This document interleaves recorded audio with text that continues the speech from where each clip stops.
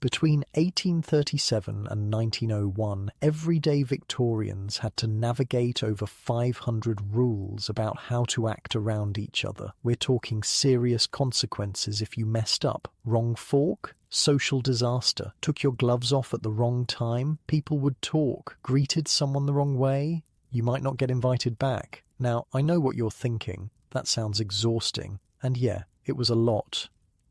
But here's the thing nobody really talks about. For the Victorians, all these rules actually made life easier. When everyone knows exactly what to do, there's less awkward guessing, less anxiety about messing up. Tonight, I want to show you what it was really like living with these strange, specific rules controlling your every move.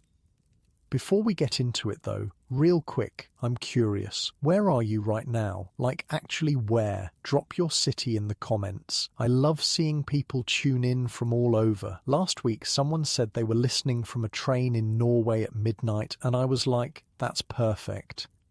Anyway, Victorian England.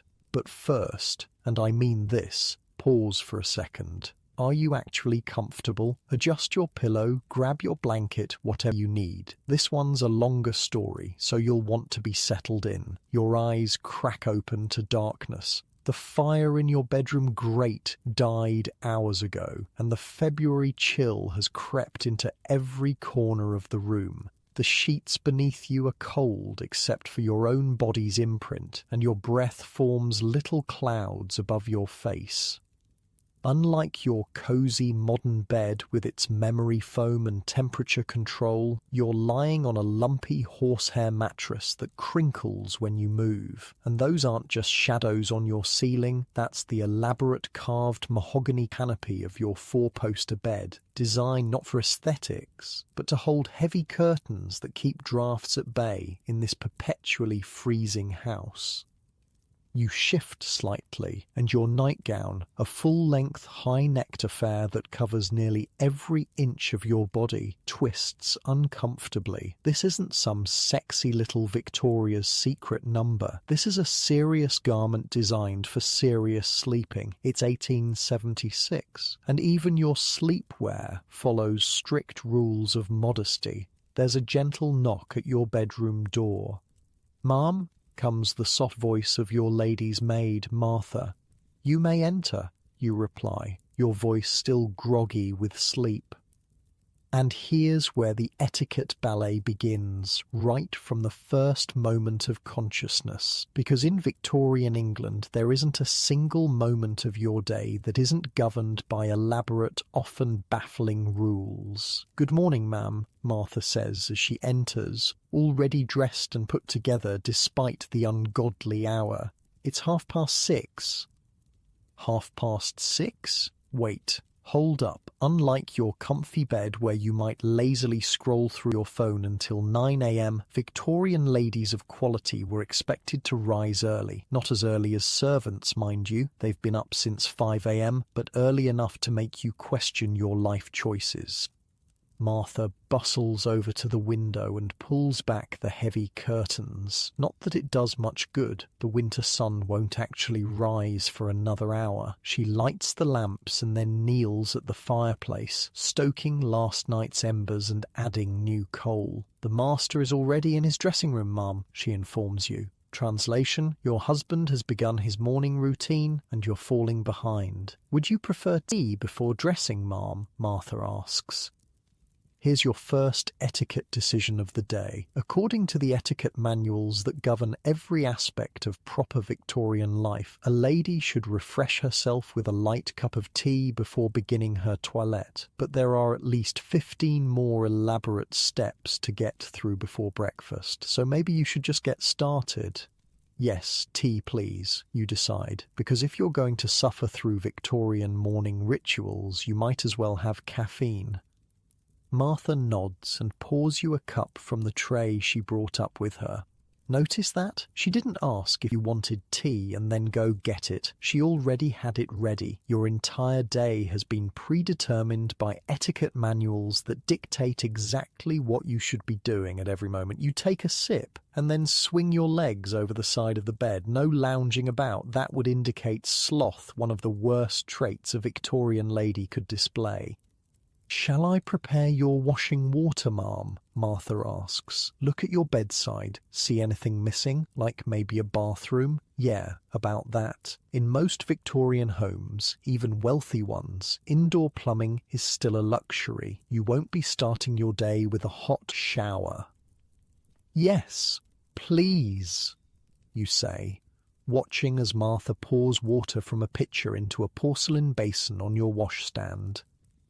The water is lukewarm at best. Martha adds a few drops of rose water to it, not just for the pleasant smell, but because Victorian hygiene wisdom says flower waters have cleansing properties. I can see you scrunching your nose. But isn't she going to heat it up, you ask?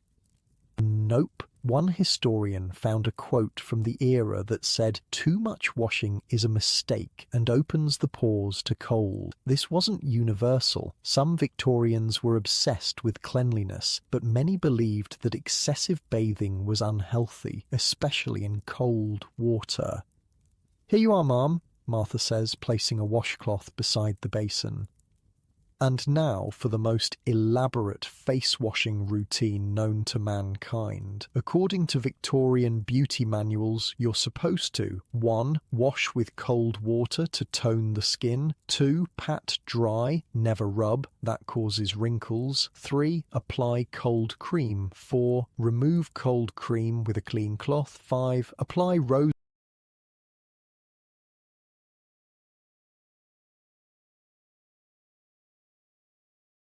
water tonic. 6. Pat dry again. All this before you've even brushed your teeth. And speaking of which, where's the toothpaste? The toothbrush? Martha hands you a small ceramic pot and a horsehair brush. Inside the pot is a paste made of chalk, soap, and myrrh. It tastes exactly as terrible as it sounds. "Would you like me to prepare your undergarments while you finish, ma'am?" Martha asks. You nod, mouthful of chalk paste, and Martha moves to your wardrobe. This is where things get really wild, because the list of items you have to wear just to be considered dressed in Victorian England is longer than a CVS receipt. Let's count together, shall we? First, there's the chemise, a knee-length sleeveless undergarment made of cotton or linen. Then comes the drawers, split-leg underwear that reaches to your knees. Over that goes the corset, a heavily boned torture device that will reduce your waist by several inches and make breathing optional. You'll need help with that one. "I've laid out the blue morning dress, ma'am," Martha says, with the white lace collar. Hold up. The blue morning dress? Yes, because in Victorian England you don't just have different outfits for different occasions, you have entirely different categories of clothing for different times of day. The morning dress is relatively simple compared to what you'll wear later, but it's still a far cry from throwing on yoga pants. "Thank you, Martha," you say, rinsing your mouth. "I'm ready for my corset."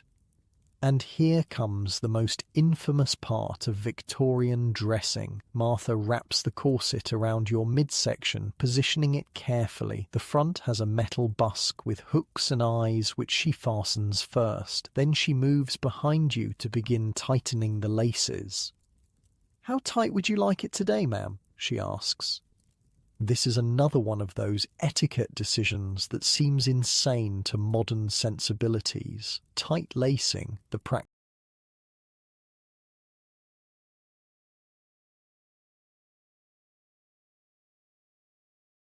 of cinching a corset to create an extremely small waist, was controversial even in Victorian times. Medical journals warned about its dangers, but fashion often won out over comfort. Just comfortable enough for morning wear, you decide. No need to torture yourself before breakfast. Martha begins pulling the laces, starting from the top and bottom and working toward the middle. Each tug compresses your rib cage a little more. It's not painful exactly, but you definitely can't take a deep breath. "Is that suitable, Mom?" she asks when she's finished. "You test your range of motion. You can breathe, albeit shallowly, and you can raise your arms. That'll do." "Yes, thank you," you say. Now comes the petticoat, a full skirt worn under your dress to give it shape, then the crinoline or bustle, depending on the current fashion. The crinoline is a cage-like structure that makes your skirt bell outward in all directions, while the bustle creates a pronounced curve only in the back. The bustle, I think, you decide, because at least with a bustle you can sit down without your skirt flying up to your face. After the structural elements come the stockings, garters, and boots. Your boots have dozens of tiny buttons, each of which must be fastened with a button hook. No zippers, no Velcro, just tiny buttons that take forever to do up. "Would you like your hair dressed now, Mom, or after breakfast?" Martha asks. Another etiquette dilemma. If you have your hair done now, you'll look proper for breakfast with your husband. If you wait until after, you'll have more time for the elaborate styling expected for receiving morning callers. But what would the etiquette manuals say? Ladies should present themselves at the breakfast table in a neat and tidy manner, with hair arranged simply but elegantly, as one 1876 guide puts it. So, hair first it is. "Now, please," you say, sitting at your dressing table. Martha begins by brushing your hair, long methodical strokes, at least 100 of them. Victorian hair care was serious business. Women rarely washed their hair, maybe once a month with egg yolks or borax, but they brushed it religiously to distribute the natural oils. For morning wear, your hair will be arranged relatively simply, perhaps twisted into a chignon at the nape of your neck with a few curls framing your face. Later, for afternoon calls or evening events, it will become much more elaborate. "There we are, Mom," Martha says when she's finished. "Would you like rouge today?" Makeup is another tricky area of Victorian etiquette. Obvious makeup was considered vulgar and associated with actresses or women of questionable virtue, but a perfectly pale complexion with naturally rosy cheeks and lips was the ideal. Since this doesn't occur in nature for most people, many women secretly used cosmetics while pretending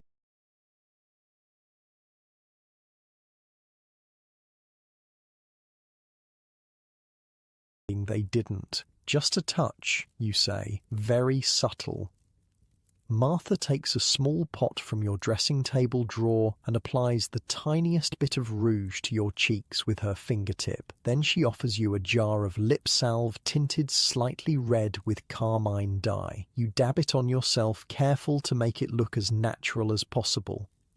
The morning dress comes next, a high-necked, long-sleeved gown in a muted blue. It's relatively plain compared to afternoon or evening wear, but still has an elaborate system of hooks and eyes up the back that require Martha's help. "There we are, Mom," she says once you're fully dressed. "Will you be going down for breakfast?" This seemingly simple question is loaded with social implications. In some households, ladies take breakfast in their rooms. In others, the family gathers together. It depends partly on personal preference and partly on what's fashionable among your social circle. "Yes, I'll go down," you decide. "Is Lady Caroline joining us?" Lady Caroline is your mother-in-law who lives with you and your husband. Her presence at breakfast would change the entire dynamic, requiring more formal behaviour. "No, ma'am, her ladyship is taking breakfast in her room this morning," Martha replies. "Thank goodness for small mercies. At least you won't have to navigate the complex etiquette of dealing with your mother-in-law before you're properly caffeinated." "Very well, that will be all for now, Martha. I'll ring if I need anything else." Martha curtsies slightly and withdraws, leaving you fully dressed and prepared to face the day. It's now approximately 7:30 a.m., and all you've accomplished is basic hygiene and getting dressed, and it required the help of another human being. You check yourself in the mirror one last time. Every hair is in place, your posture is perfect, partly due to the corset which makes slouching physically impossible, and your expression is pleasantly neutral. Time to go downstairs and see your husband. The hallway outside your bedroom is chilly. Large houses are notoriously difficult to heat, and even with fireplaces in every room, the corridors remain cold. You make your way carefully down the grand staircase, one hand lightly touching the banister. Even the way you walk is governed by etiquette. A proper lady moves gracefully, taking small steps, never rushing or thumping about. When you reach the dining room, your husband is already seated at the head of the table, newspaper in hand. He looks up as you enter. "Good morning, my dear," he says, rising from his chair. This is proper etiquette. A gentleman always stands when a lady enters the room. He remains standing until you're seated. "Good morning, Harold," you reply with a small smile. You don't kiss. Public displays of affection, even between husband and wife, are considered highly improper. Instead, Harold pulls out your chair at the other end of the long table, waits for you to be seated, then returns to his place. The butler, Thompson, materializes beside you with a pot of coffee. "Coffee, madam?" he asks. "Yes, thank you, Thompson," you reply.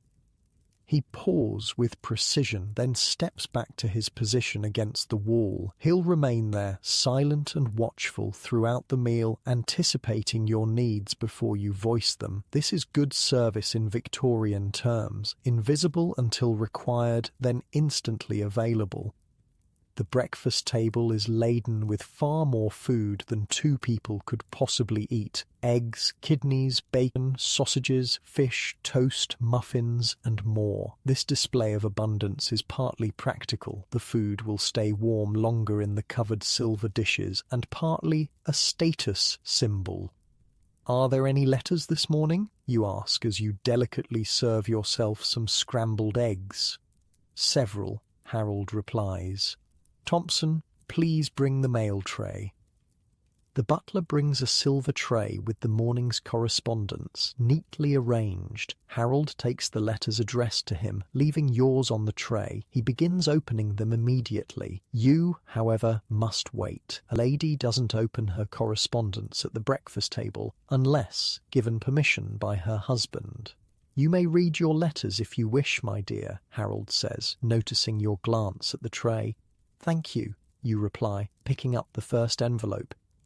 The letter is from your sister in London, describing her latest social engagements. As you read, you must remember not to show too much emotion, no laughing out loud or expressions of surprise. Composure is essential to proper breeding. You and Harold eat in relative silence, occasionally commenting on your correspondence or the day's plans. Extended conversation at breakfast is not expected. Mornings are for organizing one's day, not for discussion. When you've finished eating, you place your knife and fork together on your plate. This signals to Thompson that he may clear your setting. "I shall be at my club this afternoon," Harold informs you. "Will you be receiving visitors today?" "Yes," you say. "It's Tuesday, so I'll be at home to callers." This is another piece of Victorian social machinery. Each lady in society has a specific day when she's at home to receive visitors. Your friends know that on Tuesdays between 3 and 5 p.m. they may call on you and expect to be received. "Very good," Harold says, folding his newspaper. "I have some business to attend to in my study before I leave. Will you excuse me?" "Of course," you reply. Harold stands, bows slightly, and exits the dining room. You remain at the table a moment longer, finishing your coffee. The day stretches before you, a carefully choreographed series of activities and social obligations, each with its own set of rules. After breakfast, you'll meet with the housekeeper to plan meals and discuss household matters. Then you'll write some letters and perhaps practice the piano for an hour. Luncheon will be a light, solitary affair, after which you'll change into your afternoon dress to receive visitors. If there's time before dinner, you might take a short walk, weather permitting, with your lady's maid as chaperone. The evening will bring another change of clothing and perhaps a dinner party or an evening at the theatre. Every moment, from waking until sleeping, is governed by rules of behaviour so intricate and numerous that entire books are written to explain them, and that's just for a regular day at home. Special occasions like dinners, balls, or travel have their own elaborate codes of conduct. You sigh softly, place your napkin beside your plate, and stand. Time to begin another day of navigating Victorian society's invisible maze of etiquette. Thompson appears instantly. "Will there be anything else, madam?" "No, thank you, Thompson. Please inform Mrs. Wilson I'll meet with her in the morning room in half an hour." "Very good, madam." As you leave the dining room, you mentally review your wardrobe. You'll need your afternoon dress ready for receiving visitors, and you should decide which evening dress to wear in case you're invited out. Each activity requires its specific uniform, and getting it wrong would be a social disaster. You pause at the foot of the stairs, straightening your posture before ascending. Even when no one is watching, a lady maintains her deportment, because in Victorian England, etiquette isn't just what you do, it's who you are. Your lady's maid will be waiting to help you change your dress after your meeting with the housekeeper. The morning dress you're wearing now, while perfectly appropriate for breakfast with your husband, would be considered too casual for receiving guests in the afternoon. And so the dance continues, step by precise step through every hour of the day, because that's life in Victorian England, a never-ending performance where the rules are written in invisible ink and one wrong move could spell social disaster. The morning has just begun, but already you've navigated dozens of potential etiquette pitfalls, and there are many more to come as the day unfolds. But that's a story for another hour of our journey through Victorian life. After meeting with Mrs. Wilson, your housekeeper, you retreat to your private sitting room. It's nearly noon, and you've scheduled a shopping trip to select new ribbons for your evening gown. This means venturing into public, a battlefield of potential social missteps that requires serious preparation. "Martha," you call, ringing the small silver bell on your desk. "I'll be going out after luncheon." Your lady's maid appears promptly. "Yes, ma'am. Will you be walking or taking the carriage?" Another decision loaded with social implications. Walking displays your willingness to be seen and grants you the opportunity to acknowledge acquaintances, but it also exposes you to the elements, dirt, and potential impropriety. Taking the carriage shows status, but might seem pretentious for a simple shopping trip. "I believe I'll walk. The weather seems fair enough," you decide, glancing at the weak winter sunlight streaming through the window. "I'll need my walking dress, hat, and gloves." Martha nods. "The navy walking dress with the matching pelisse, ma'am."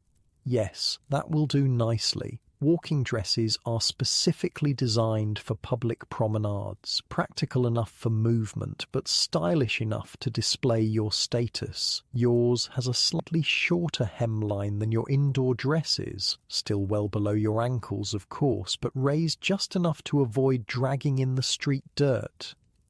While Martha fetches your walking outfit, you mentally prepare for the complex dance of public etiquette that awaits. The streets of London in 1876 are a social minefield where one wrong move could damage your reputation.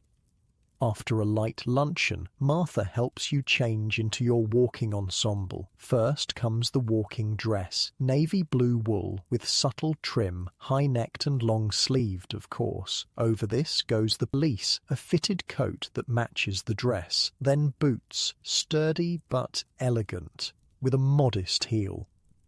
"Your gloves, ma'am." Martha says, holding out a pair of fine kid leather gloves. These aren't just accessories, they're social armor. A proper lady never, ever goes out with bare hands. Gloves protect you from both physical dirt and metaphorical social contamination. They create a literal barrier between you and the common world. Which hat would you prefer today, ma'am? Martha asks, presenting two options. You select a modest bonnet trimmed with navy ribbon and a small cluster of artificial flowers. Too elaborate would seem showy for a simple shopping expedition. Too plain would suggest carelessness about your appearance. Martha ties the ribbons under your chin and steps back to assess the overall effect. Very suitable, ma'am. Will you be taking a parasol? Yes, I think I shall. Even weak winter sunlight poses a threat to a lady's complexion. Pale skin is a mark of gentility, showing you don't labour outdoors like the working classes. Martha hands you your parasol, gloves, and a small reticule, a drawstring bag just large enough for a handkerchief, a few coins, and perhaps a calling card or two. No bulky handbags in Victorian England. A lady travels light, as her needs should be minimal in public. Will you require an escort, ma'am? Martha asks. Another critical decision. Respectable ladies, especially younger ones, don't walk alone on public streets, but you're a married woman of 26, not some debutante, and you're only going a few streets over to the shops. Still, etiquette books are clear on this point. Yes, you'll accompany me, Martha, you decide. Not only is it proper, but your maid can carry any purchases, saving you from the indignity of appearing burdened in public. As you descend the stairs, your husband emerges from his study. "Ah, my dear, are you going out?" he asks, noting your walking attire. "Yes, to the haberdashery on Bond Street. I need ribbons for my blue silk gown." "Very good. Be sure to take Martha with you," he says. "And perhaps you might see if Blackwood's has the latest Fraser's magazine. I've been waiting for this month's issue." "Of course," you reply with a small smile. Harold nods, satisfied. A husband's permission for such outings isn't strictly necessary, but his approval is still important. Victorian marriages may be partnerships, but they're not equal ones. Thompson appears with your outer things, a fur-trimmed cloak to go over your pelisse in the winter chill, and a small muff for additional warmth. Once suitably bundled, you're finally ready to brave the public sphere.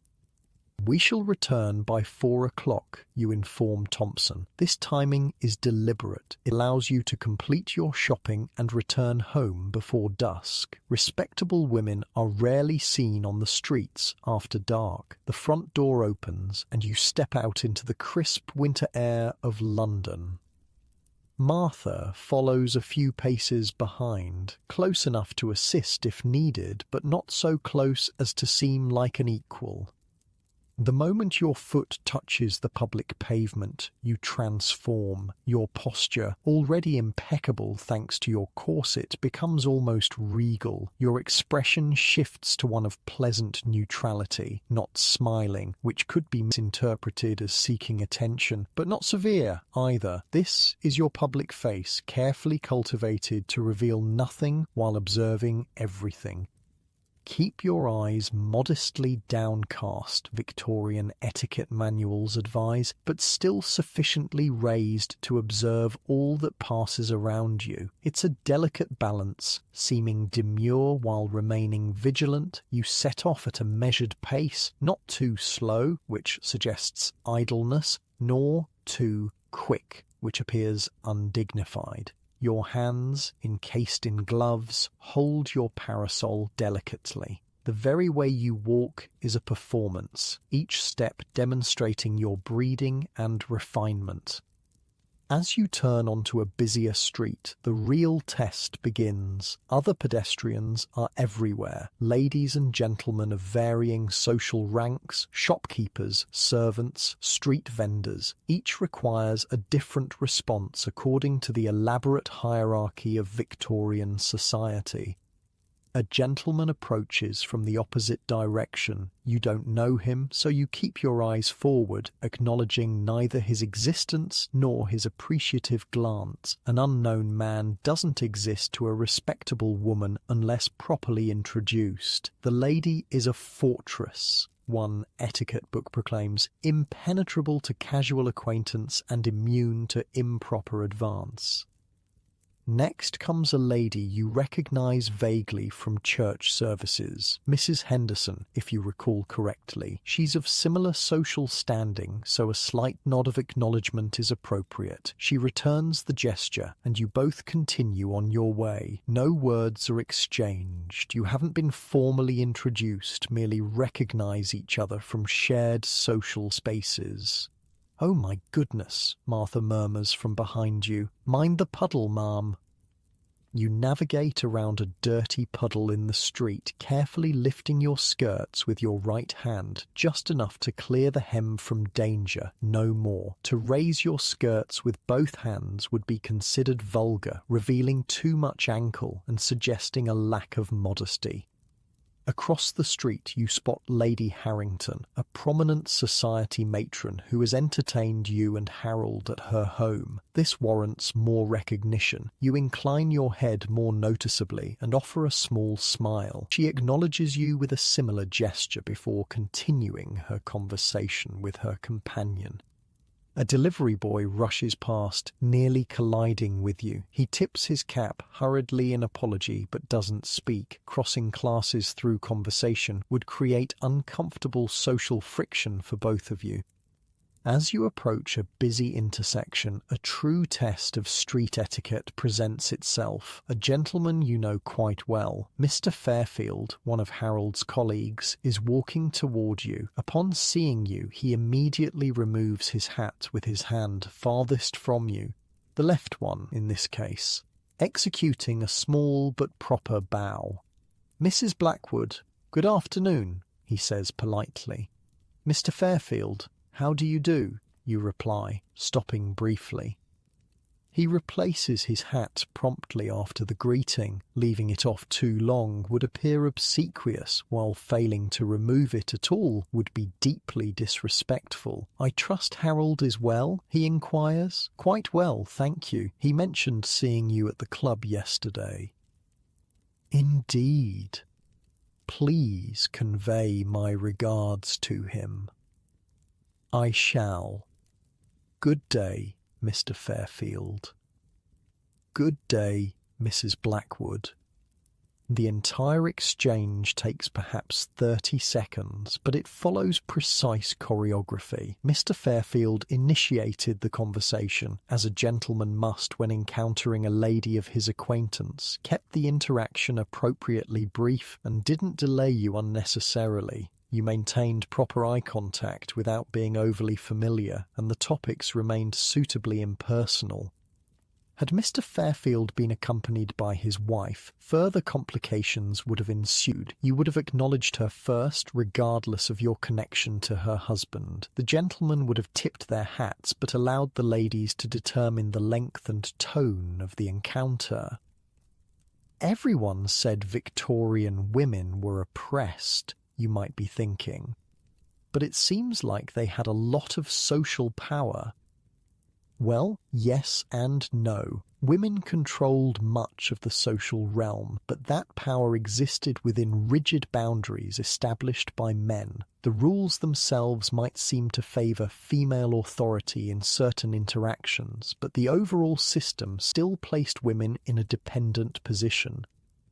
You continue your walk toward Bond Street, navigating more social encounters along the way. When a carriage splashes through a puddle nearby, a working-class man instinctively steps between you and the spray, protecting your dress at the expense of his own clothing. You don't thank him directly, that would require conversation with a stranger, but you incline your head slightly in acknowledgement of his courtesy.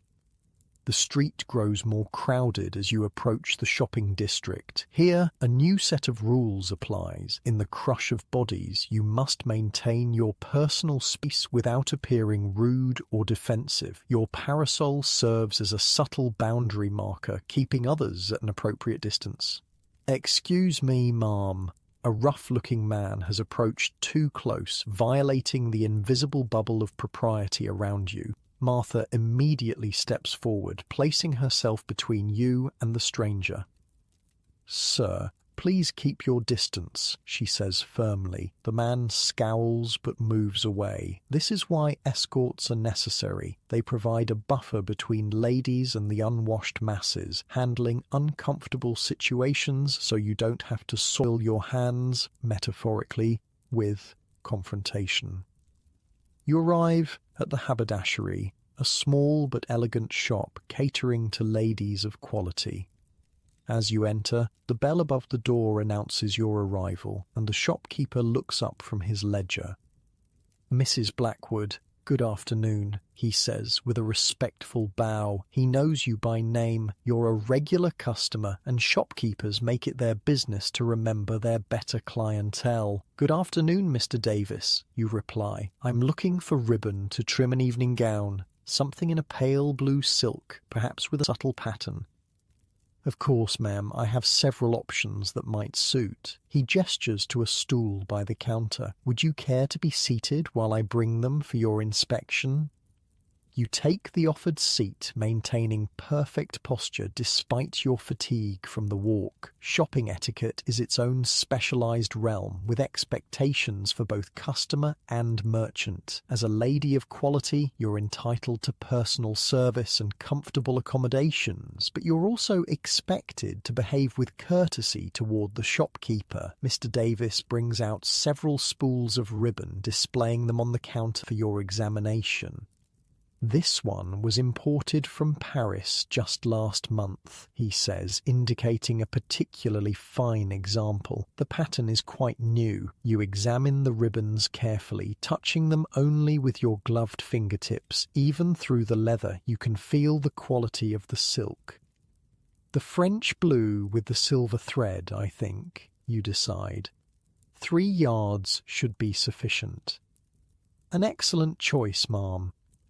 While Mr. Davis measures and cuts the ribbon, you maintain a dignified silence. Chattering or haggling would be beneath your station. Quality goods command quality prices, and a lady never appears concerned with something as vulgar as cost. "Will there be anything else today, ma'am?" he asks, as he wraps your purchase in tissue paper. "Yes, I'd like to see your new laces as well. I need something suitable for a morning cap." Another selection process ensues, ending with the purchase of 2 yards of delicate white lace. Mr. Davis wraps this carefully as well, then hands both packages to Martha, who tucks them into the small basket she carries for this purpose. "Please charge these to Mr. Blackwood's account," you instruct. "Of course, ma'am. Thank you for your patronage."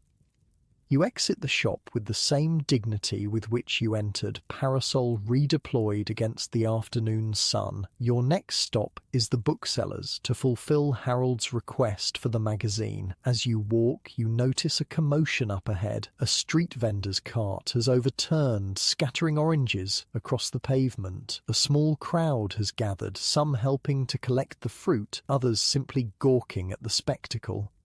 This presents an etiquette dilemma. The proper course for a lady encountering a street disturbance is to avoid it entirely, crossing to the other side if necessary, but to do so might mean walking through mud or navigating around a delivery wagon. The other option is to proceed with dignified indifference, neither slowing to stare nor hurrying past as if frightened. You choose the latter approach, maintaining your measured pace as you pass the scene, your eyes fixed ahead as if the chaos doesn't exist. This is the essence of public etiquette for a Victorian lady, moving through the world while appearing untouched by its baser elements. At the bookseller's, you're greeted with the same deference as at the haberdashery. Harold's magazine is procured, paid for on account, and added to Martha's basket. Your shopping complete, you begin the journey home. The afternoon has advanced and the streets are even busier now. Workers are beginning to emerge from offices and shops, filling the pavements with a less refined class of pedestrian. You quicken your pace slightly, eager to return to the sanctuary of your home before the true rush begins. As you turn onto your street, you encounter Lady Caroline, your mother-in-law, returning from her own afternoon calls, accompanied by her companion, Miss Winters. "Ah, Elizabeth," Lady Caroline says, "using your Christian name as is her privilege as your husband's mother, I see you've been shopping." "Yes, Lady Caroline," you reply with appropriate deference. "Just some ribbons and lace, and a magazine for Harold." Her gaze is evaluative, assessing your appearance for any fault she might criticize later. "Well, you'd best get inside. The air is growing chill, and you're looking rather flushed from your exertions." This is as close to concern as Lady Caroline ever comes. You accept it with a gracious nod. "Yes, I was just returning. Will you be joining us for dinner this evening?" "I shall. I've invited Canon Pembroke as well. Such an edifying conversationalist. 6:30 as usual." "Of course. I'll inform cook to set an extra place." With a regal nod, Lady Caroline continues toward the house, Miss Winters trailing behind her like a dutiful shadow. You follow at a respectful distance, maintaining the hierarchical space between mother-in-law and daughter-in-law that etiquette demands. Thompson opens the door as you approach, having spotted you from the window. You step into the entrance hall with a sigh of relief. Public performance complete, you can now relax into the slightly less rigid etiquette of your own home. "Your cloak, ma'am," Thompson says, helping you remove your outer garments. "Thank you, Thompson. Lady Caroline has invited Canon Pembroke to dinner this evening. Please inform cook." "Very good, ma'am." Martha takes your hat, gloves and parasol, handling them with the care such expensive items deserve. Your gloves will need cleaning. Even the brief contact with shop goods has left them slightly soiled. "I'll prepare your afternoon dress, ma'am," Martha says. "The green silk with the lace collar?" "Yes, that will do nicely." You ascend the stairs, mentally reviewing your afternoon's expedition. By Victorian standards, it was entirely successful. You accomplished your errands without a single breach of etiquette, navigated various social encounters appropriately, and returned home with your dignity and wardrobe intact. But the day's etiquette challenges are far from over. Dinner with Lady Caroline and Canon Pembroke presents an entirely new set of protocols to navigate. Formal dinner service, proper conversation topics, and delicate balance of deference to your mother-in-law while maintaining your authority as the lady of the house. As Martha helps you change into your afternoon dress, you mentally prepare for the next social performance. The public streets may be a battlefield of etiquette, but the Victorian dining table is where reputations are truly made and broken. You sit at your dressing table as Martha arranges your hair, adding a few more pins to secure the style that had loosened slightly during your walk. The face in the mirror shows no sign of the mental calculations constantly running behind your composed expression. The endless, exhausting work of being a proper Victorian lady. But that's a story for another hour of our journey through the bizarre world of Victorian etiquette. After changing into your afternoon dress, the green silk with delicate lace trim at the collar and cuffs, you check the small ormolu clock on your mantelpiece. Just past 3 o'clock. Perfect timing. "Martha, are the drawing-room fires lit?" you ask as your maid secures the final hairpin. "Yes, ma'am." Thompson had them lit an hour ago. The room is quite warm now. "And tea will be served at 4? "Cook has been informed, ma'am. Everything is prepared." Today is Tuesday, your at-home day. Between 3 and 5 o'clock, ladies of your acquaintance know they may call upon you and expect to be received. This system prevents the social chaos that would ensue if people simply dropped by whenever they pleased. Every lady in your circle has her designated day carefully tracked in your leather-bound visiting book. You make your way downstairs to ensure the drawing room is properly prepared for visitors. The room must be immaculate but not ostentatious, comfortable but formal enough to maintain proper decorum. The drawing room is the heart of Victorian social life, a feminine domain where women conduct the delicate business of maintaining social connections. The space itself reflects this purpose, with elegant but sturdy furniture arranged to facilitate conversation while preserving proper distance between guests. You adjust a cushion, straighten a figurine, and ensure the current issues of acceptable magazines Godey's Ladies' Book, Peterson's Magazine, and the Queen are artfully arranged on a side table. These small touches matter enormously in the theatre of Victorian social calls. Thompson appears at the drawing-room door. "Excuse me, ma'am, there are cards." The first move in the elaborate game of social calling has begun. Thompson presents a small silver tray bearing 2 visiting cards. You examine them carefully. The first card reads Mrs. Edward Pemberton in elegant script with the address 42 Grosvenor Square printed beneath. The second, slightly smaller card reads Miss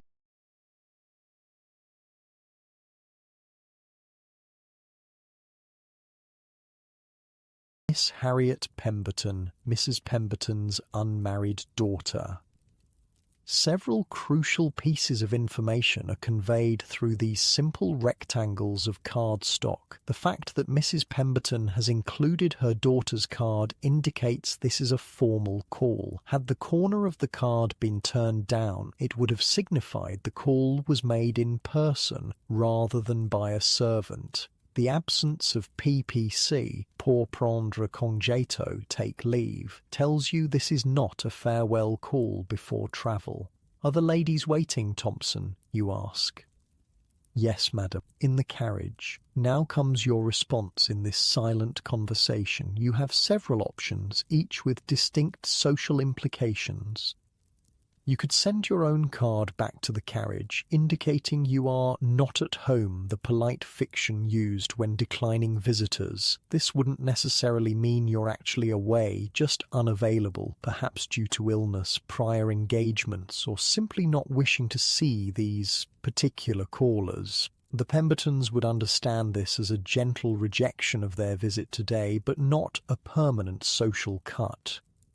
Alternatively, you could invite them in, officially receiving their call and thereby acknowledging your social connection. Once admitted, strict time limits apply, 15 to 30 minutes for a standard call, with careful attention to not overstay one's welcome. The Pembertons are good acquaintances, if not intimate friends. Mrs. Pemberton's husband is a colleague of Harold's, and her daughter Harriet is of marriageable age-making connections with established matrons like yourself is important for her social advancement. "Please inform the ladies that I am at home and would be delighted to receive them," you tell Thompson. "Very good, ma'am." Thompson withdraws to convey your acceptance, and you take a seat in your designated chair positioned to catch the best light while allowing you to observe the entire room. Posture is crucial. You sit straight, ankles crossed and tucked slightly to one side, hands folded in your lap. Minutes later, Thompson returns to announce Mrs. Edward Pemberton and Miss Harriet Pemberton. You rise as they enter, offering your hand first to Mrs. Pemberton as the senior lady, then to her daughter.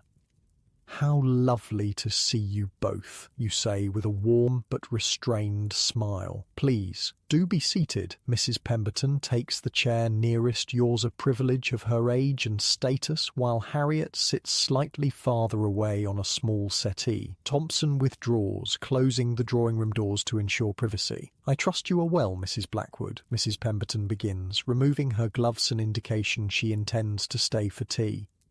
"Quite well, thank you," you reply. "And yourselves? I hope Mr. Pemberton has recovered from his cold?" He has, most gratefully. Dr. Wilson's tonic worked wonders. The conversation proceeds along carefully prescribed lines: health inquiries, mild comments on the weather, gentle observations about shared acquaintances. Nothing controversial, nothing too personal, nothing that might provoke strong emotion. Harriet sits quietly, speaking only when addressed directly. As an unmarried young lady, her role is primarily to observe and learn the intricate dance of social conversation from her mother and you. We attended Lady Harrington's musical evening on Thursday, Mrs. Pemberton mentions. I believe you were missed. This is both information and gentle inquiry. Why weren't you there? Was there a slight intended? A social obligation ignored?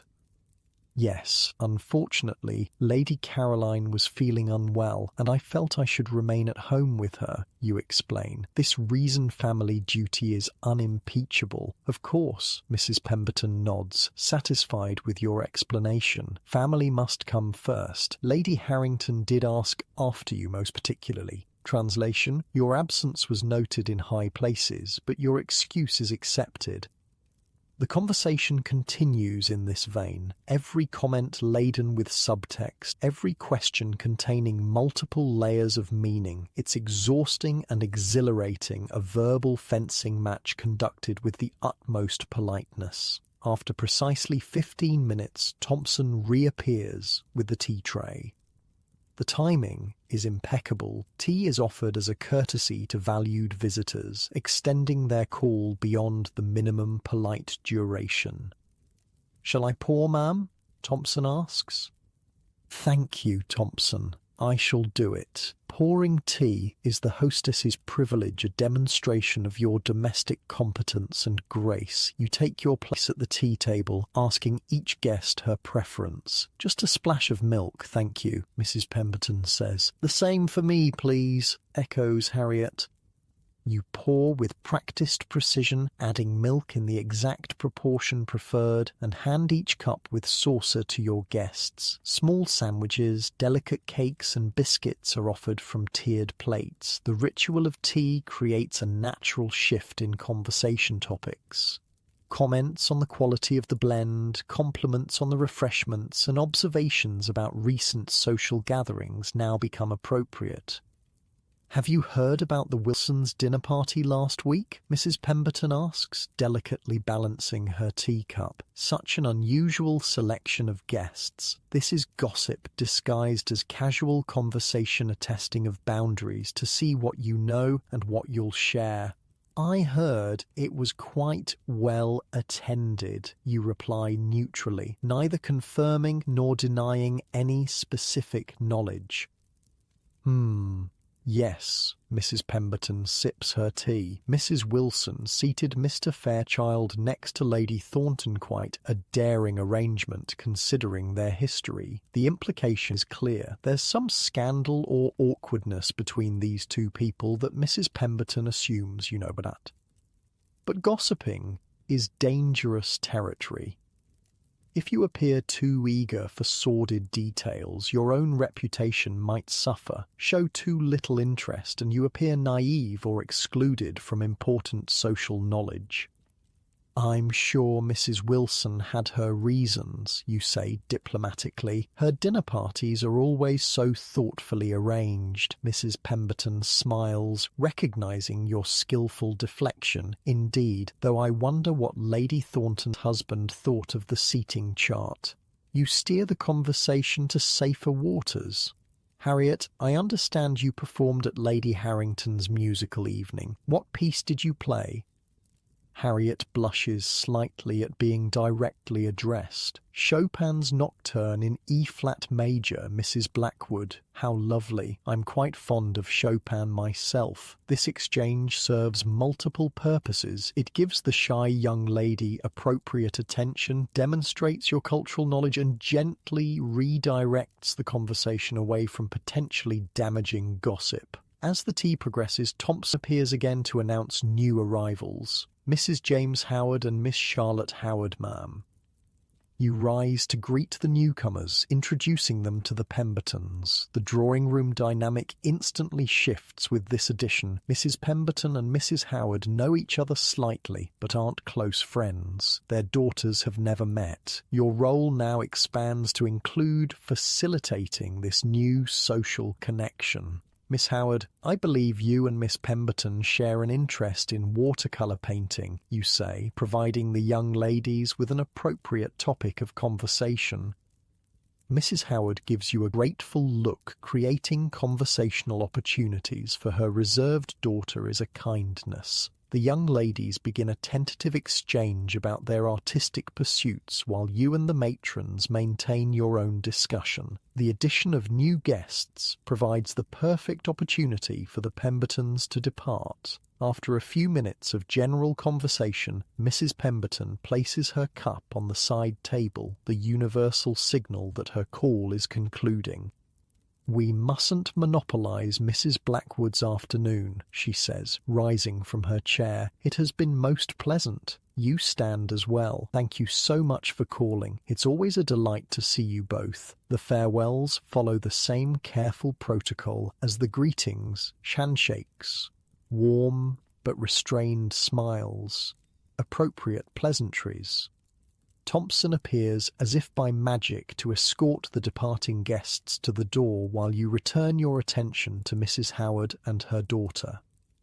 This pattern repeats throughout your at-home hours. Visitors arrive, are received, exchange carefully calibrated conversation, and depart within appropriate time limits. By 5 o'clock, you've received 6 different calls, each requiring subtle adjustments in your demeanour and conversation to reflect the specific relationship. As the last visitors depart, you allow yourself a moment of relaxation, sinking slightly deeper into your chair. The performance of receiving calls is mentally taxing, a constant calibration of social nuance, status negotiation, and information exchange disguised as casual visiting. Thompson enters with a small silver tray. "The cards from today, ma'am." 8 cards rest on the traysome from ladies who called in person, others left by servants on behalf of their mistresses. Each must be properly recorded in your visiting book to ensure you return these calls at the appropriate interval, not too quickly, appearing over-eager, and not too slowly, seeming dismissive. "Thank you, Thompson. I'll record them now." You move to the small writing desk in the corner of the drawing room, opening your Morocco leather visiting book. Inside, meticulous records track every social call made and received, with dates and special circumstances noted. This book is your social ledger, a record of debts incurred and paid in the currency of visits. For each card received today, you must make a reciprocal call within 1 to 2 weeks. These return visits have their own strict protocols. If the lady is at home when you call, you'll be received for the standard 15 to 30 minutes. If she's not receiving visitors, you'll leave your card, having fulfilled your social obligation regardless. Looking at Mrs. Pemberton's card, you note in your book that she called on Tuesday, February 15th, was received, and stayed for tea. This creates a specific level of social debt higher than a brief call, lower than a dinner invitation. You'll need to return her call next week on her at-home day of Thursday. The Howard ladies' visit is recorded similarly. The remaining cards, those left without the ladies actually entering your home, require a different response. For these, leaving your own card at their homes will be sufficient. You sigh softly, contemplating the complex social calculus. An entire afternoon devoted to this elaborate exchange of pleasantries and subtle position-taking may seem absurd to modern sensibilities, but in Victorian society, these rituals serve vital purposes. The calling card system creates clear boundaries around social interactions, preventing the awkwardness of unexpected visits. It establishes and maintains social hierarchies while providing mechanisms for new connections. Perhaps most importantly, it gives women, otherwise severely restricted in Victorian society, a domain they control almost completely.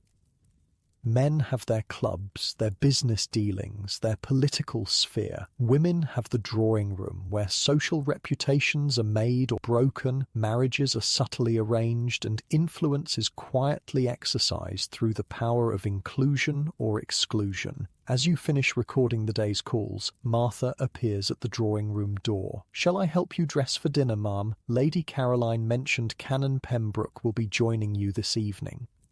You close your visiting book with a small sigh. The afternoon performance is complete, but the evening's social theatre is yet to come. "Yes, thank you, Martha. I'll wear the burgundy silk with the black lace overlay."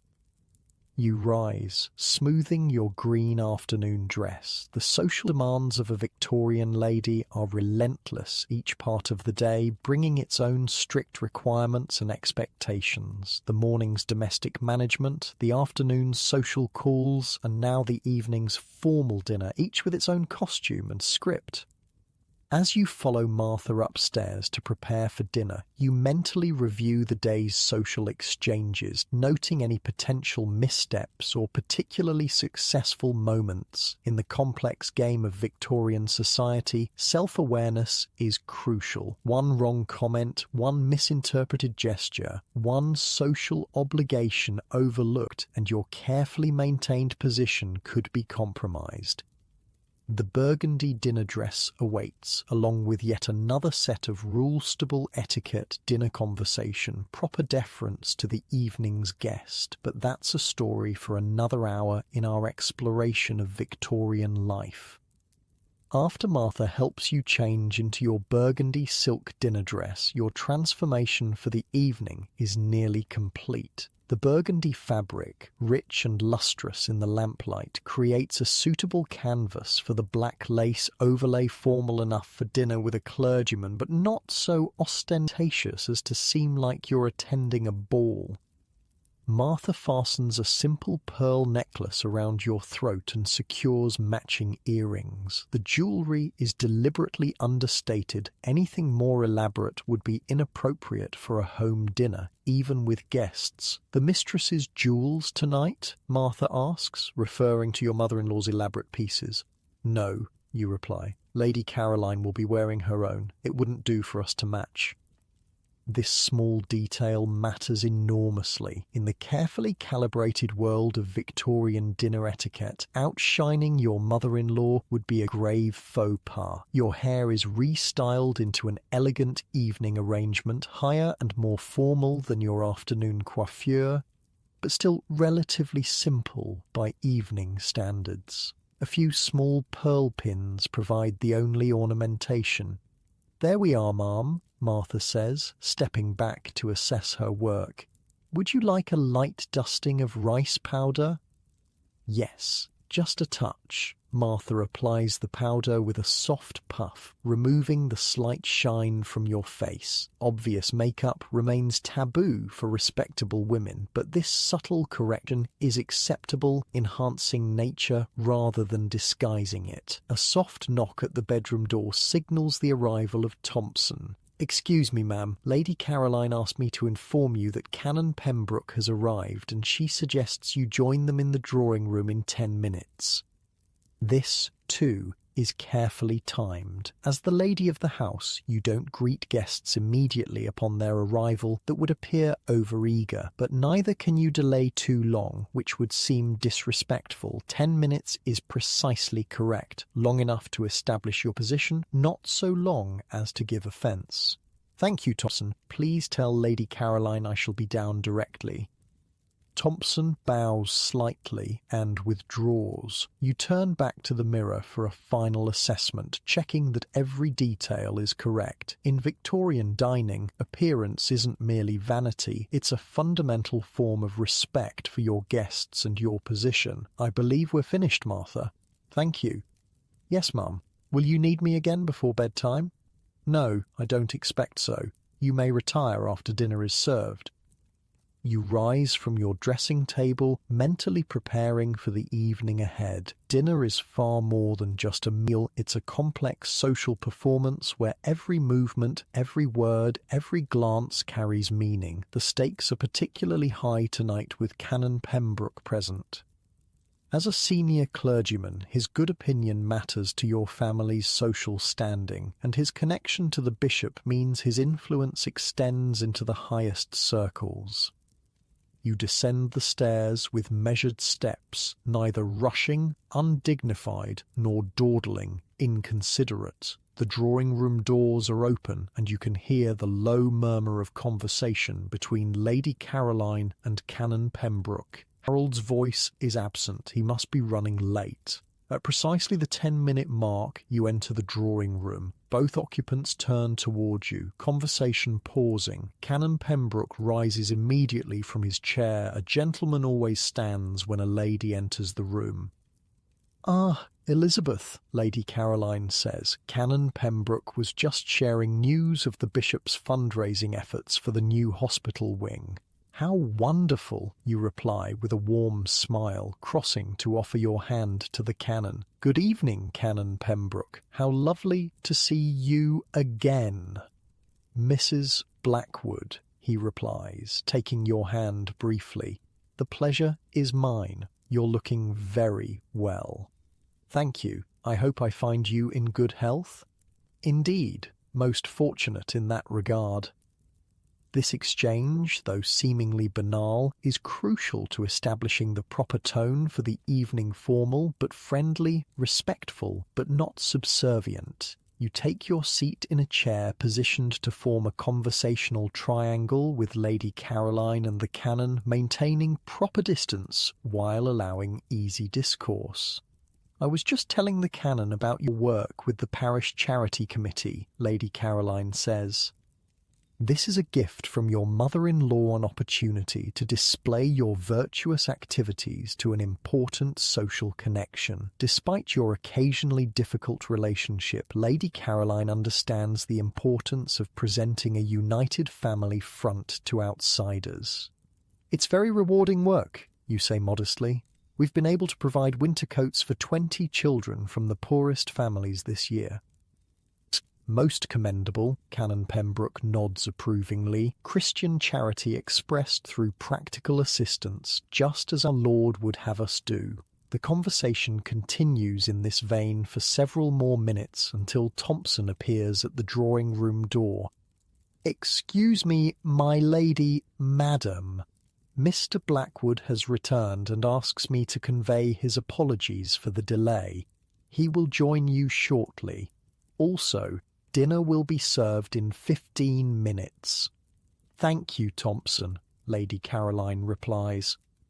This announcement serves a practical purpose, allowing you all to conclude the pre-dinner conversation naturally, but also reminds the canon of Harold's absence, which requires explanation. "I believe Harold was delayed at his club," Lady Caroline says, providing the necessary context.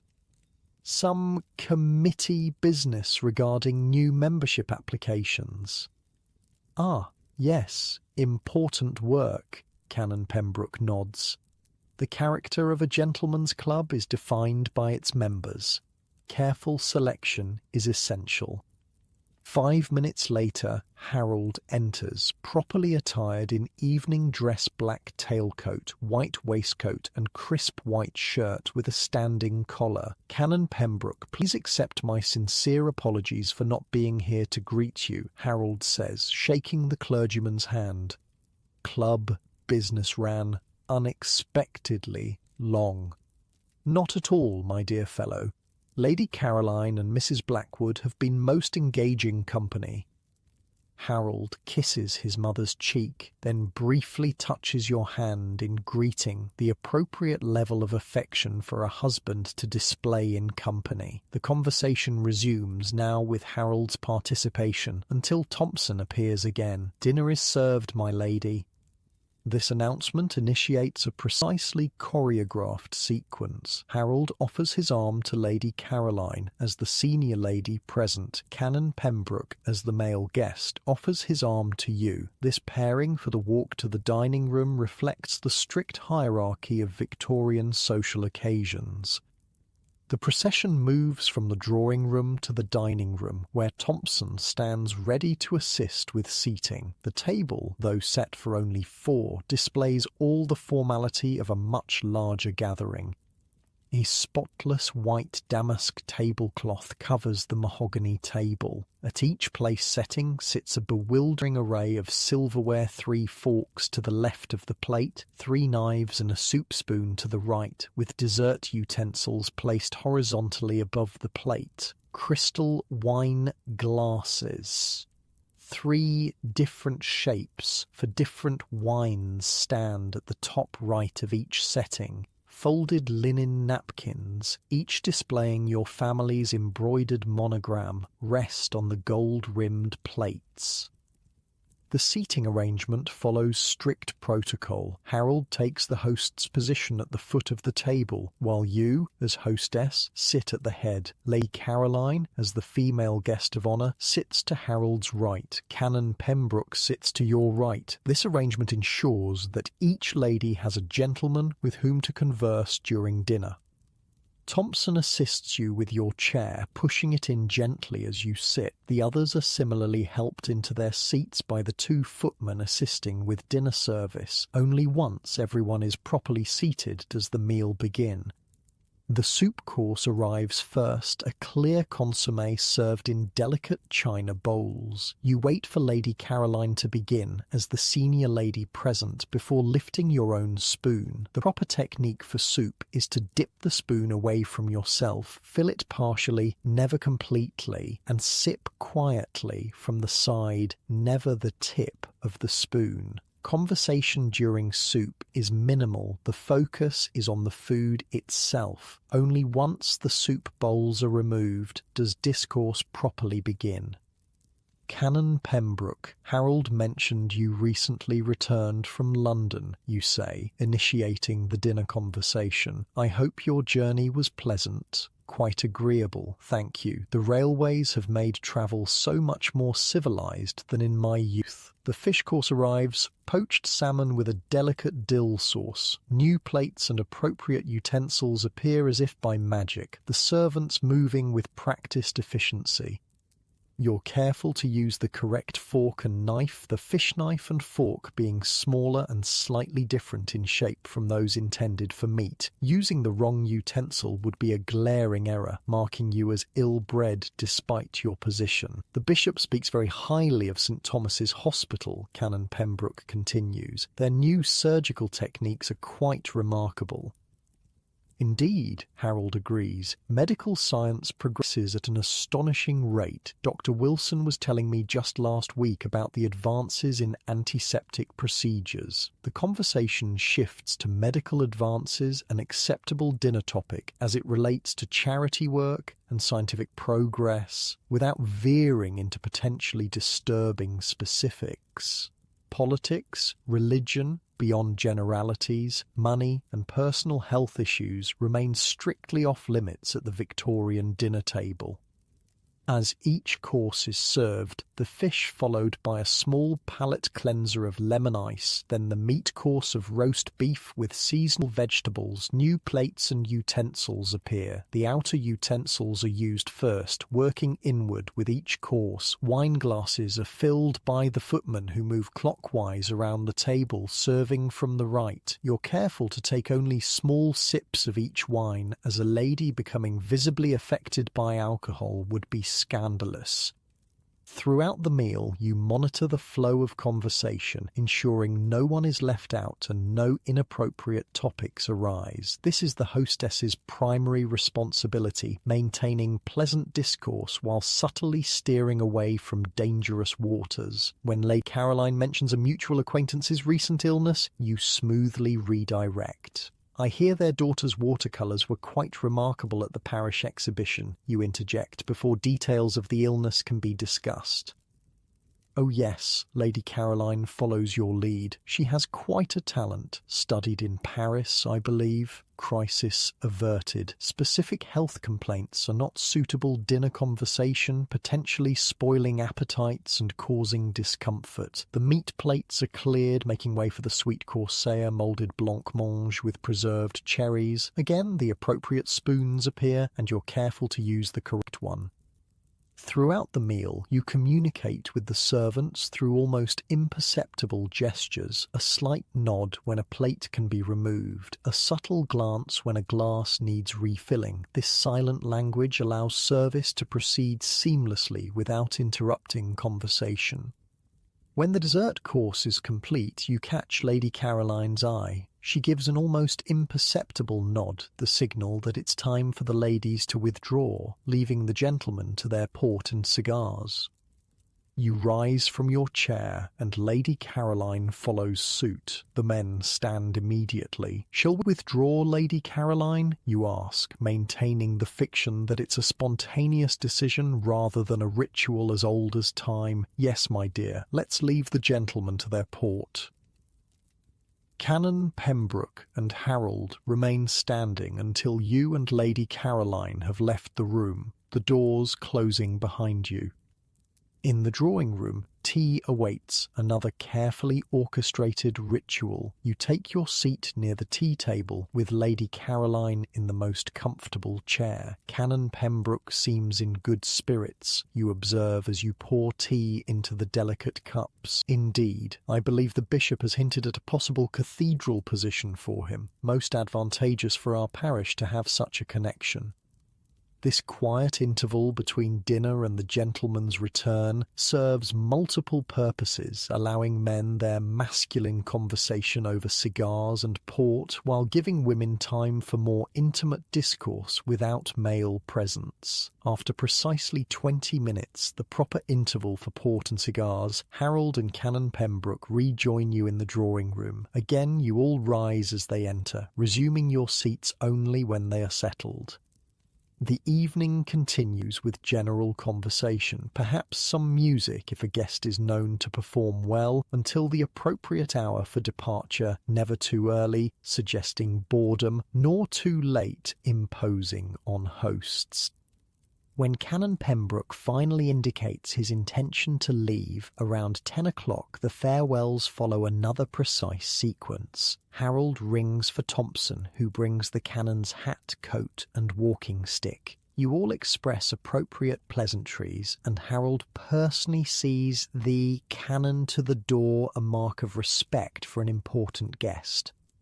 Once he's gone, the family dynamic shifts. The performance for outsiders concludes, though the slightly relaxed etiquette of family interaction still follows its own rules. "A pleasant evening, I think," Lady Caroline observes. Canon Pembroke seemed quite impressed with the meal. "Cook outdid herself with the blanc mange," you agree. "I believe I shall retire," Lady Caroline announces. "Good night, Harold." Elizabeth. "Good night, Mother," Harold says, kissing her cheek. "Good night, Lady Caroline," you add with a respectful nod. After she withdraws, you and Harold have a brief interval alone, the only truly private time in your tightly scheduled day. "Successful dinner, my dear," Harold says, finally allowing himself to relax slightly. Canon Pembroke mentioned the bishop may visit next month. We shall need to plan accordingly. "Of course," you nod. "I'll speak with Mrs. Wilson about additional staff for such an occasion." Even in this private moment, conversation revolves around social obligations and appearances. The Victorian marriage, like everything else in your world, operates according to carefully defined parameters. Soon, you too prepare to retire, the day's social performances complete. As Martha helps you undress for bed, removing the pearl jewellery, unlacing your corset, brushing out your elaborately arranged hair, you mentally review the evening.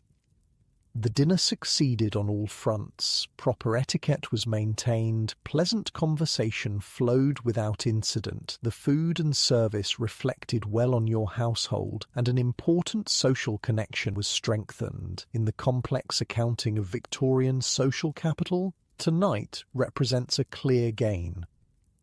Yet as you finally lie in your bed, free from the physical constraints of corset and heavy skirts, free from the mental constraints of constant social vigilance, you can't help but wonder about the purpose of it all. The elaborate rules, the precise timing, the careful, conversational navigation, a lifetime of learning and executing these social codes.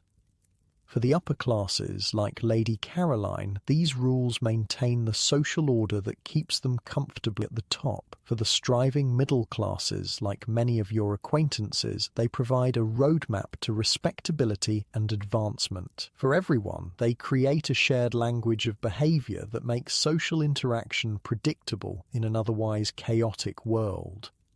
As you drift towards sleep, you know tomorrow will bring another carefully choreographed day of social performance, morning calls to return, household matters to oversee, correspondence to maintain, appearances to uphold, the never-ending dance of Victorian propriety. But that's a story for another hour of our journey through the bizarre world of Victorian etiquette.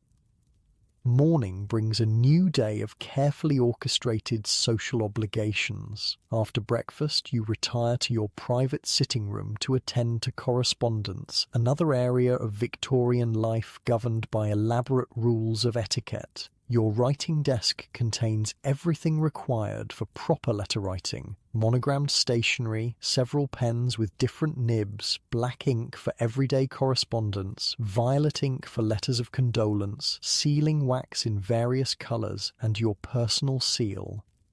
Today's task is responding to an invitation that arrived with yesterday's post. You unfold the heavy cream cardstock embossed with the Harrington family crest. Lady Harrington requests the pleasure of Mr. and Mrs. Harold Blackwood's company at a musical evening on Thursday, the 24th of February at 8 o'clock. RSVP. This requires a prompt and proper response. You select a sheet of your best stationery and compose a brief, formal acceptance. Mr. and Mrs. Harold Blackwood accept with pleasure Lady Harrington's kind invitation for Thursday, the 24th of February. The wording is deliberately impersonal, written in the third person, without salutation or signature. Anything more familiar would be inappropriate, unless Lady Harrington were an intimate friend, which she is not. You fold the response carefully, slip it into an envelope, and add it to the small pile of outgoing correspondence for Thompson to post. The invitation itself goes into your engagement book, ensuring you won't double book that evening. Martha, you call, ringing the small silver bell. She appears promptly. "Yes, ma'am." "We've been invited to Lady Harrington's for a musical evening next Thursday. Please ensure my blue silk evening gown is ready, and I'll need the pearl and sapphire jewellery set from the safe." "Yes, ma'am. Will there be anything else?" You consider for a moment. "Yes. Please ask Thompson to inform Mr. Blackwood about the engagement, and check if Lady Caroline received an invitation as well." Lady Harrington's musical evenings are renowned for featuring accomplished amateur musicians from among her acquaintance, along with the occasional professional performer. These events occupy a specific place in the hierarchy of Victorian entertainment, more formal than a small dinner party, less elaborate than a ball. Later that afternoon, Harold returns from his club with news. "Elizabeth, I've secured tickets for the theatre tomorrow night. The new Gilbert and Sullivan operetta, quite the talk of the town." "How lovely," you reply, already mentally calculating which evening dress would be appropriate and what time you'll need to begin preparing. "I've invited the Pembertons to join us," he adds. Their box is adjacent to ours, and Mrs. Pemberton mentioned they were eager to see the production. Theatre outings, like every Victorian social activity, come with their own elaborate etiquette. You'll need your finest evening dress, not quite as formal as for a ball, but certainly more elaborate than for a dinner party. Opera glasses will be essential, as will an elegant evening fan. Gloves, of course, are non-negotiable. The next evening arrives and preparations begin early. A proper theatre toilet requires even more attention than usual, as the harsh gaslight of the theatre is unforgiving to any imperfection. Martha arranges your hair in an elaborate style appropriate for theatre attendance, not too high, which would block the view of those seated behind you, but elegant enough to display your social status.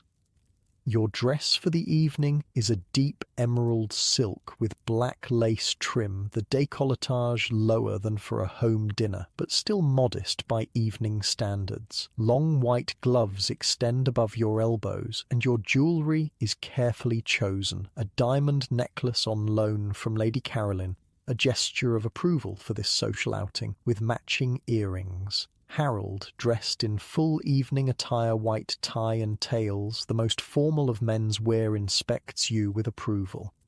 "You look splendid, my dear. The carriage is waiting." The journey to the theatre is brief but significant, a chance to be seen in your family carriage, a visible display of status in a society obsessed with outward signs of position. Upon arrival at the theatre, Harold hands you down from the carriage, careful to shield you from the curious eyes of passers-by. Inside the grand lobby, you spot the Pembertons and exchange greetings. "Mrs. Blackwood, you look positively radiant," Mrs. Pemberton says warmly. "You're too kind," you reply with practised modesty. "Your gown is exquisite, is it, from Madame Laurent's?" This exchange of compliments serves multiple purposes, affirming your mutual recognition of each other's taste and status, while demonstrating the proper feminine virtues of modesty and generosity. Harold and Mr. Pemberton discuss business matters quietly, while you and Mrs. Pemberton engage in light conversation. Harriet Pemberton stands slightly apart, properly subdued as befits an unmarried young lady in public. When the bell rings announcing the performance will begin shortly, the gentlemen escort you to your box. Harold takes your wrap, arranges your chair, and ensures you have your programme and opera glasses properly situated before taking his own seat. The theatre box itself is a social stage positioned to provide both a view of the performance and, equally important, visibility to other patrons. Being seen at the theatre in proper attire with appropriate companions is as crucial as seeing the performance itself. As the curtain rises, you settle into the particular posture required for theatre attendance, attentive but not overly reactive. Excessive emotional displays during performance are considered vulgar. A gentle laugh at comedic moments, a subtle dab at the eye during poignant scenes, these are the limit of acceptable reaction. During the intermission, the social aspect of theatre attendance takes precedence. Harold fetches refreshments while you and Mrs. Pemberton discuss the performance thus far, careful to demonstrate cultural knowledge without appearing pretentious. Several acquaintances stop by your box to exchange greetings, each interaction a brief display of social connection, carefully calibrated to reflect the exact degree of intimacy between your families.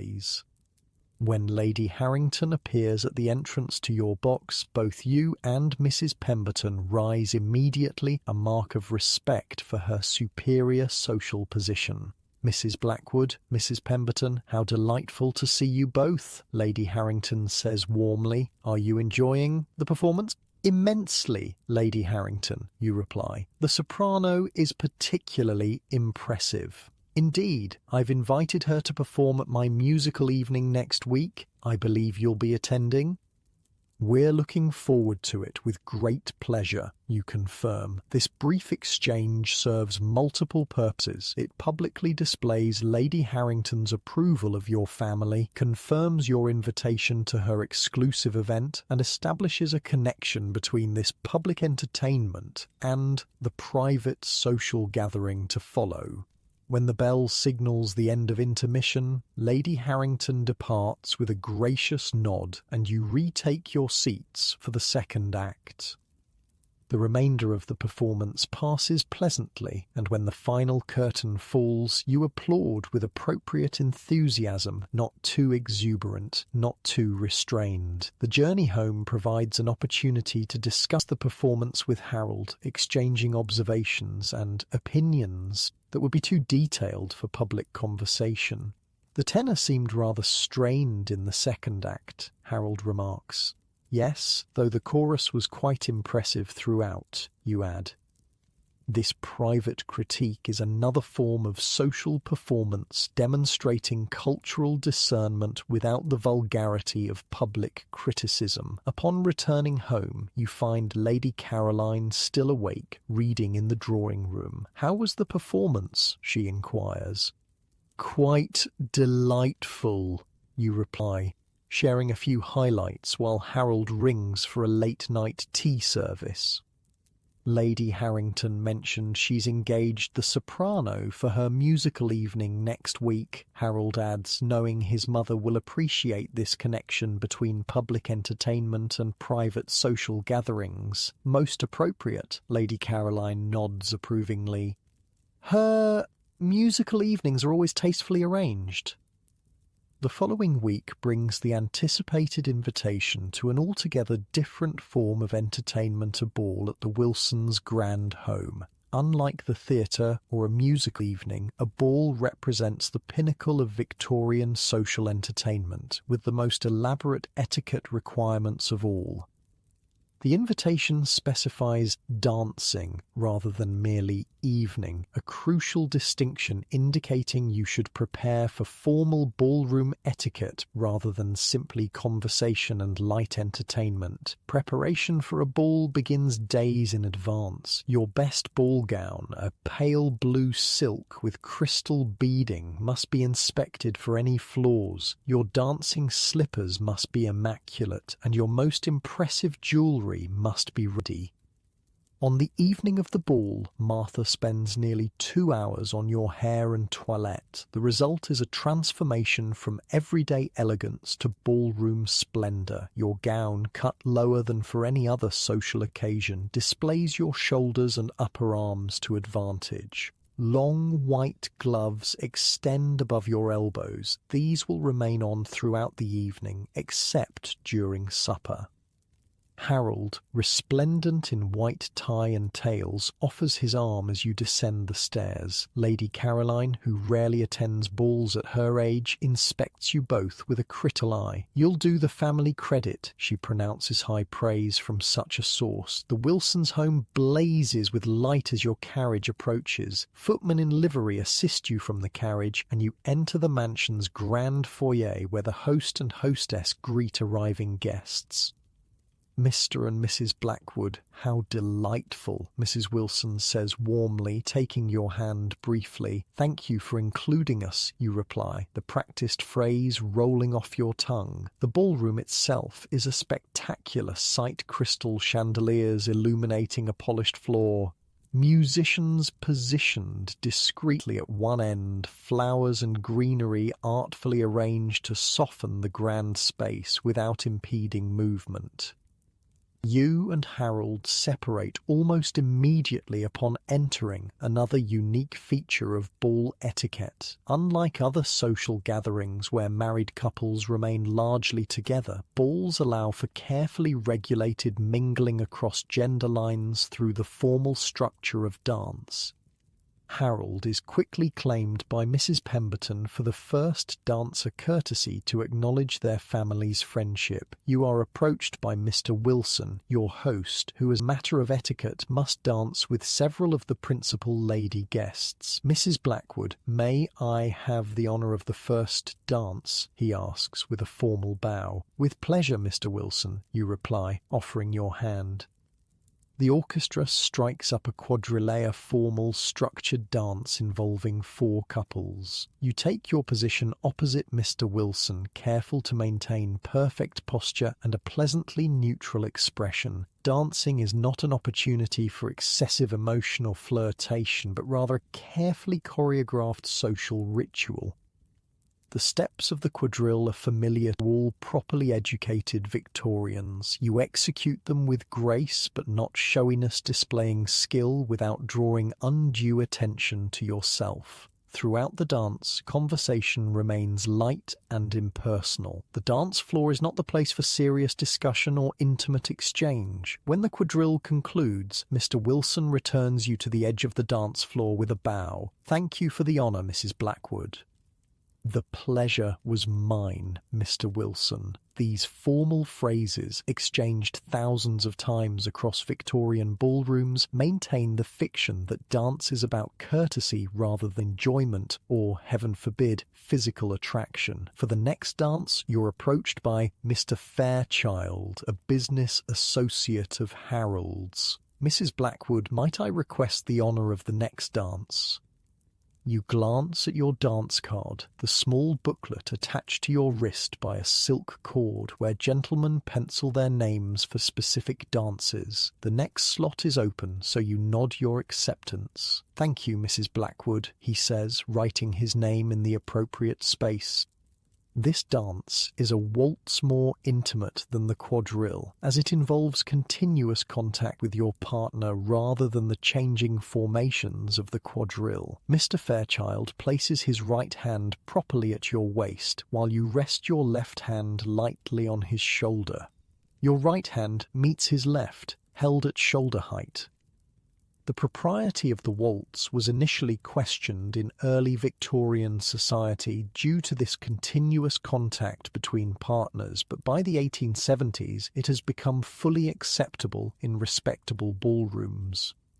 As you move through the steps of the waltz, conversation flows easily between you and Mr. Fairchild, discussions of mutual acquaintances, recent cultural events, his children's education, nothing personal, nothing controversial, but pleasant social exchange that cements the connection between your families. After several more dances with various partners, never the same gentleman twice in succession, which would suggest improper preference, Harold appears at your side. "Supper is being served, my dear. Shall we?" The supper interval at a ball provides a rare opportunity for married couples to reunite. Harold escorts you to the supper room, where elegant tables are laden with cold meats, delicate sandwiches, sweets and champagne. Temporary removal of gloves is permitted during supper, the only time during a ball when this breach of formal etiquette is acceptable. You carefully peel off your right glove to eat, keeping your left gloved as much as possible. Conversation at supper is livelier than on the dance floor, though still carefully modulated to avoid controversial topics. You and Harold join a table with the Pembertons and another couple, forming a congenial group for the 30-minute respite. "The music is particularly fine tonight," Mrs. Pemberton observes. "Indeed," you agree. "I believe Mrs. Wilson engaged musicians from the Philharmonic Society."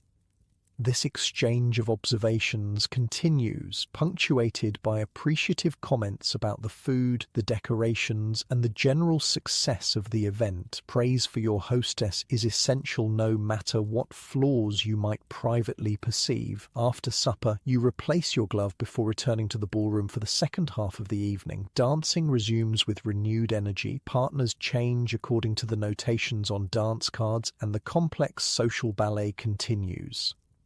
As the hour grows late, around 2 in the morning, the ball begins to wind down. Departures, like arrivals, follow a careful sequence. The most senior guests generally leave first, setting the precedent for others to follow. Those of middling rank, like your family, depart in the middle wave, while the youngest and most energetic may stay until the final dance.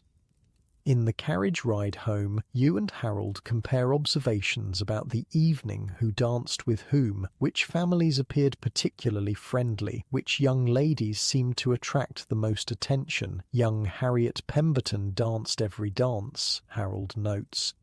She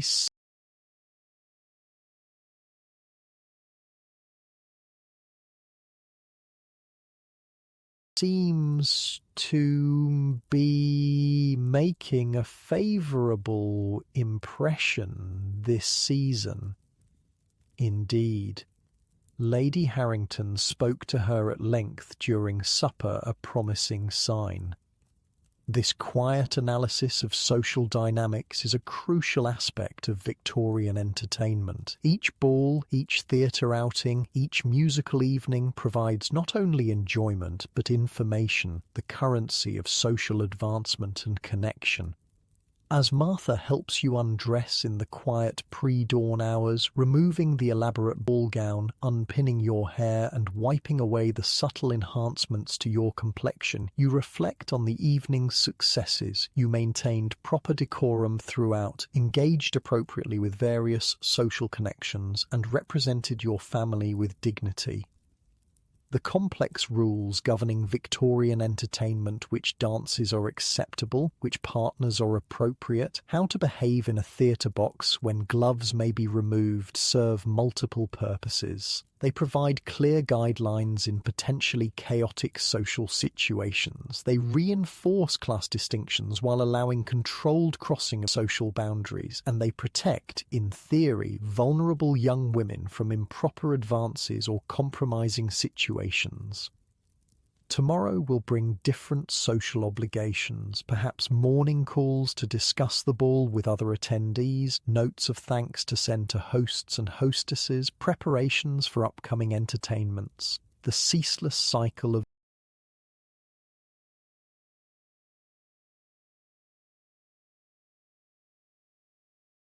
Victorian social life continues, each event building upon the last in an intricate web of obligation and opportunity. But that's a story for another hour of our journey through the bizarre world of Victorian etiquette. The morning after the Wilson ball, you awaken later than usual, small indulgence permitted after such a late night. Despite the hour, Martha has been up since dawn, carefully cleaning your ball gown and gloves, ensuring they're ready for the next grand occasion. As you sip your morning tea, a soft knock at your bedroom door announces Harold. "Good morning, my dear," he says, entering with an unusual spring in his step. "I trust you slept well despite our late return?"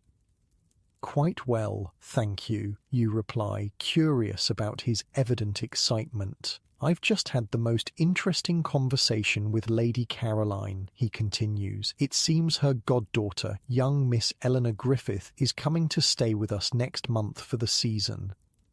This news requires careful consideration. Taking charge of a young lady during her first season is both an honour and an enormous responsibility. As her temporary guardian, you'll be responsible not only for her social introduction, but for protecting her reputation and guiding her through the treacherous waters of courtship and potential marriage negotiations.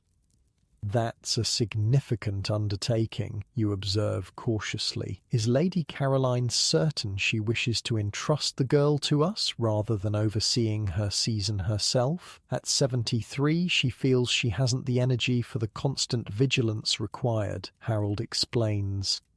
"She trusts us to represent the family appropriately, and of course, your guidance will be invaluable to the girl." The implicit compliment isn't lost on you. Being entrusted with a young lady's debut season is a vote of confidence in your social standing and judgment. "When will she arrive?" you ask, mentally rearranging your spring calendar to accommodate this new responsibility. The 15th of March, that gives us 3 weeks to prepare. The preparations for Miss Griffith's arrival will be extensive. The blue guest room must be refreshed, additional staff might be needed, and your own wardrobe requires assessment. As the girl's sponsor, your appearance at every event will be scrutinized even more carefully than usual. Most importantly, you'll need to review the intricate rules governing courtship in Victorian society. What was second nature during your own coming out must now be explicitly considered as you prepare to guide another young woman through the marriage market. Later that morning, you meet with Lady Caroline to discuss the particulars of Miss Griffith's stay.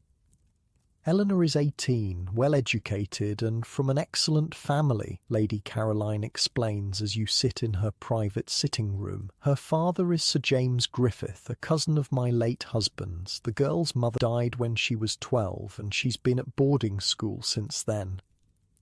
What is her temperament? You inquire, knowing this will determine how closely you'll need to monitor her. Generally sensible, though with a touch of her father's impulsiveness. She'll need firm guidance, but not harsh restriction. Above all, she requires a successful season and a suitable match. The unspoken reality of Victorian courtship hangs in the air between you. For a young woman of good family but modest personal fortune, securing an appropriate husband is not merely desirable, it's essential. With few respectable careers open to women of her class, marriage represents her primary hope for financial security and social position. I'll do everything possible to ensure her success, you promise. Perhaps we should discuss which young men might be suitable prospects. Lady Caroline nods approvingly at your practical approach. The Pemberton boy is well positioned in his father's company, though somewhat lacking in polish. Young Lord Hartfield is of excellent family, if rather limited means, and Mr. Wilson's nephew, James Crawford, has recently returned from India with a substantial fortune, though his connections are not of the first rank. This clinical assessment of potential husbands might seem cold to modern sensibilities, but in Victorian England, marriage is a social and economic alliance as much as a personal relationship. For all but the wealthiest families, romantic love is a pleasant bonus rather than a prerequisite. I'll arrange a dinner party shortly after her arrival, you suggest. Something small with just 2 or 3 eligible gentlemen. That will allow for introductions in a controlled setting before the larger events of the season begin. An excellent plan, Lady Caroline agrees. And I suggest we engage Madame Laurent to create several new gowns for the girl. First impressions are crucial. As you continue planning, Thompson appears at the door.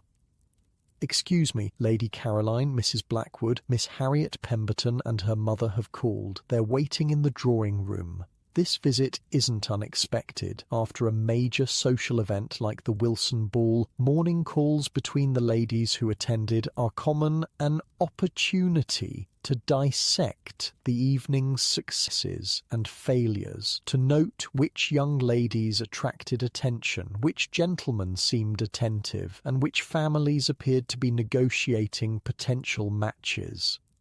You join Lady Caroline in greeting the Pembertons, the conversation quickly turning to last night's events. Young Lord Hartfield seemed quite attentive to Miss Wilson, Mrs. Pemberton observes. He danced with her twice. This simple statement contains volumes of meaning. Dancing twice with the same partner at a ball suggests significant interest, a public declaration of admiration that will be noted by everyone present.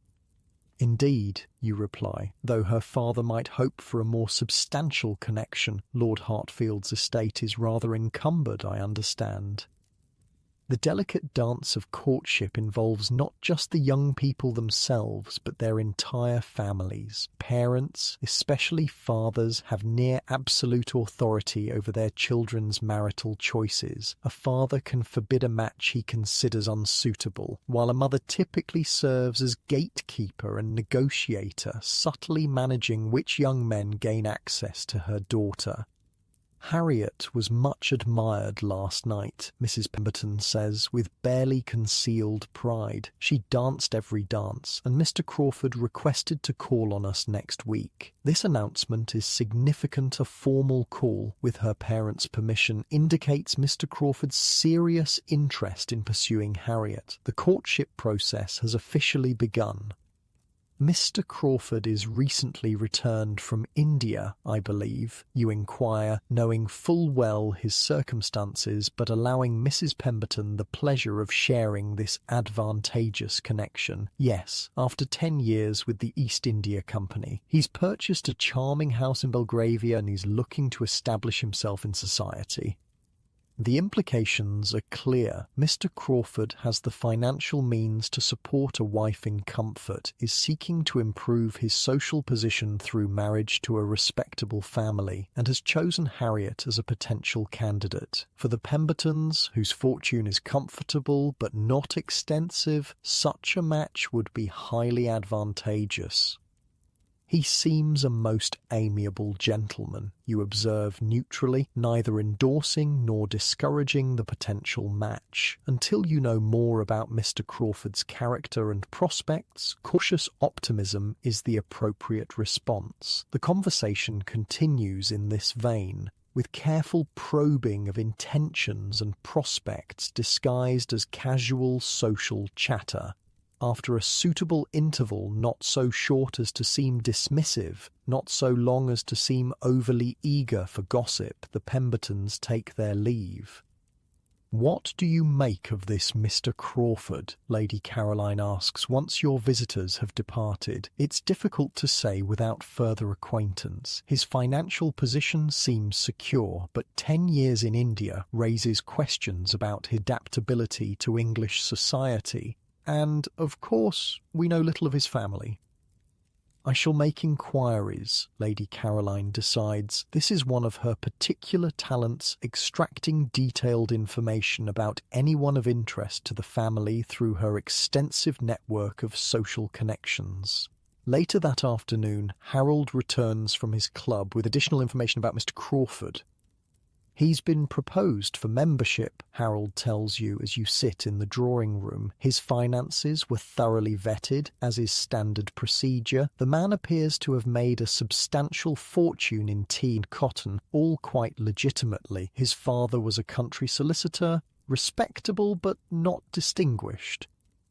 This assessment confirms what you suspected. Mr. Crawford represents new money-seeking social advancement through marriage into an established family. The Pembertons, with their solid but unspectacular social position, offer him improved status without being so far above his reach as to make a match impossible. "Do you think Mrs. Pemberton will encourage the connection?" you ask.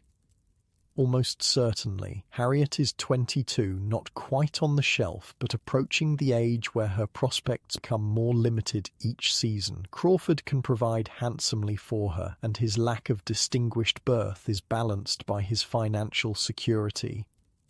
The brutal economics of the Victorian marriage market are rarely discussed so openly, but between husband and wife, practical considerations can be acknowledged. Young women have a limited window of opportunity, generally between 17 and 25, to secure a husband. Each passing season diminishes their appeal in a market that values youth and novelty. Your thoughts turn to Miss Eleanor Griffith, soon to arrive for her first season. At 18, she's entering the marriage market at the optimal age, young enough to attract a wide range of suitors, but not so young as to seem childish. Your responsibility will be to guide her through the complex social choreography that leads to a successful match. The following weeks pass in a flurry of preparation for Miss Griffith's arrival. The blue guest room is thoroughly cleaned and refreshed with new linens and curtains. You consult with Madame Laurent about appropriate styles for a young debutante, commission calling cards, with Miss Griffith's name beneath your own indicating your sponsorship, and carefully plan her social introduction. On the appointed day, the carriage is sent to the railway station to collect your young guest. You wait in the drawing room with Lady Caroline, both dressed in appropriate afternoon attire, welcoming but not overwhelmingly formal. Thompson announces, "Miss Eleanor Griffith, ma'am." And a slender young woman enters the room. Eleanor Griffith makes a favourable first impression, pretty without being distractingly beautiful, well-postured with a graceful walk, modestly dressed in a travelling costume of blue wool. She curtsies properly to Lady Caroline first, then to you. "Welcome to London, my dear," Lady Caroline says warmly. "You've grown considerably since I last saw you." "Thank you for your kindness in sponsoring my season, Lady Caroline," Eleanor responds, her voice clear and well-modulated, evidence of good schooling. "Mrs. Blackwood will be overseeing your daily activities," Lady Caroline explains, gesturing toward you. "She's exceptionally well-versed in the requirements of society." Eleanor turns to you with another curtsy. "I'm most grateful, Mrs. Blackwood. I hope I shan't disappoint you." "I'm sure you won't," you reply with an encouraging smile. "We shall become well acquainted over the coming weeks." Tea is served and conversation flows easily as you assess your charge more thoroughly. Eleanor appears intelligent, well-educated, and properly respectful of her elders. Her manners are generally correct, though occasional hints of schoolgirl enthusiasm will need to be tempered before her formal introduction to society.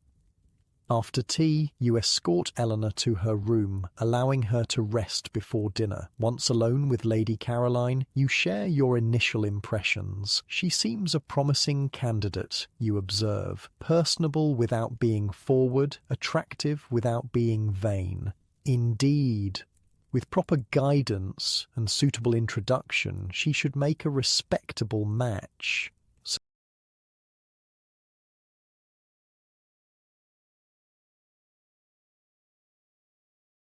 Sir James has indicated he can provide a dowry of £5,000, not princely, but adequate for her position. The following days are dedicated to Eleanor's preparation. You arrange for final fittings of her new gowns, review the intricacies of proper behaviour in various social settings, and begin instructing her in the crucial details of the courtship process. A gentleman must always be introduced to a lady by a mutual acquaintance, you explain during one of your daily instruction sessions in the drawing room. He may not approach you directly without introduction, nor may he call at the house without explicit permission. Eleanor nods attentively. And if he wishes to speak with me at a ball, he may request a dance, but conversation should remain general and impersonal. Any appearance of particular interest or extended private conversation would be inappropriate before formal courtship begins.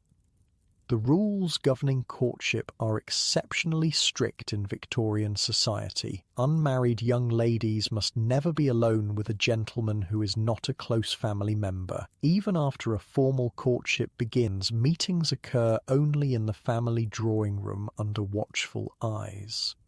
Letters between an unmarried lady and gentleman are forbidden unless an engagement is announced. How does a gentleman indicate serious interest? Eleanor asks, her practical question revealing a sensible approach to the marriage market. He may request permission to call specifically upon you, rather than making a general call upon the household. He might seek conversation with you at social gatherings, though always in public view, and he would likely approach Mr. Blackwood or Lady Caroline to inquire about your circumstances and family connections. Before speaking to me, Eleanor seems surprised. Of course, marriage negotiations begin between families, with the young people's preferences considered but not necessarily decisive. This reality of Victorian courtship, that marriage is fundamentally an alliance between families rather than individuals, requires delicate explanation. While forced marriages are increasingly rare in the 1870s, parental approval remains essential, and practical considerations often outweigh romantic inclinations. What if, Eleanor hesitates, then continues carefully, what if one develops an attachment that isn't considered suitable? The question suggests personal experience, and you make a mental note to observe Eleanor carefully at her first social outings. Schoolgirl infatuations with inappropriate young men drawing masters, clergymen's sons, or distant cousins of inadequate means are common and must be firmly discouraged before entering society. Such attachments rarely withstand the practical realities of life. You reply gently but firmly. A woman's comfort, position, and happiness depend greatly on her husband's ability to provide appropriately for her. Romantic feelings, while pleasant, offer poor compensation for material hardship. Eleanor accepts this wisdom with a thoughtful nod. Like most well-bred young women, she's been raised to understand that marriage represents her primary opportunity for financial security and social position. Personal happiness must be found within the boundaries of practical necessity. The dinner party you've arranged for Eleanor's introduction to eligible young men arrives. You've selected the guests carefully, 3 young gentlemen of appropriate background and prospects, accompanied by their parents or guardians to maintain proper supervision. Eleanor makes a favourable impression in her new evening dress of pale blue silk, modest enough for a debutante, but sufficiently fashionable to demonstrate good taste. She converses appropriately at dinner, speaking when addressed, but never dominating the conversation, showing intelligence without challenging male authority. After dinner, when the ladies withdraw to the drawing room while the gentlemen remain for port and cigars, you observe Eleanor's interaction with the other women. This too is a crucial aspect of courtship. A young lady who fails to establish cordial relations with the mothers and sisters of potential suitors will find her prospects severely limited. When the gentlemen rejoin you, young Mr. Pemberton approaches Eleanor for conversation, maintaining an appropriate distance while discussing the latest exhibition at the Royal Academy. You watch discreetly from across the room, close enough to intervene if necessary, but allowing the young people some semblance of private exchange. Miss Griffith seems to be making a favourable impression, Harold observes quietly, joining you by the fireplace.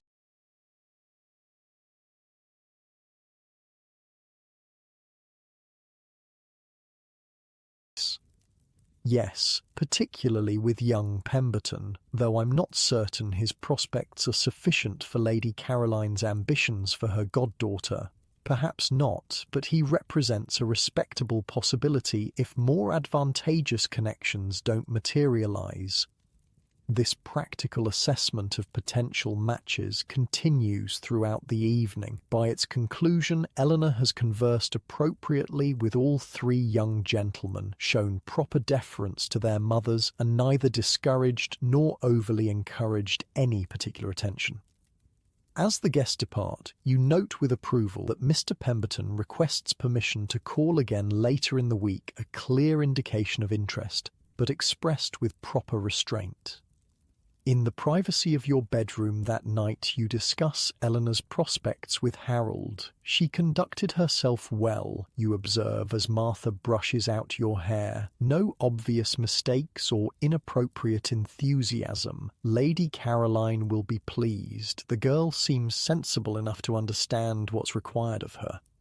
This mutual assessment of a young woman's marriageability might seem coldly calculating, but in Victorian society, successful navigation of courtship and marriage represents a woman's primary means of securing her future. As Eleanor's sponsors, your responsibility extends beyond simply introducing her to society. You must actively work to ensure she makes a match appropriate to her family's expectations and her own long-term security.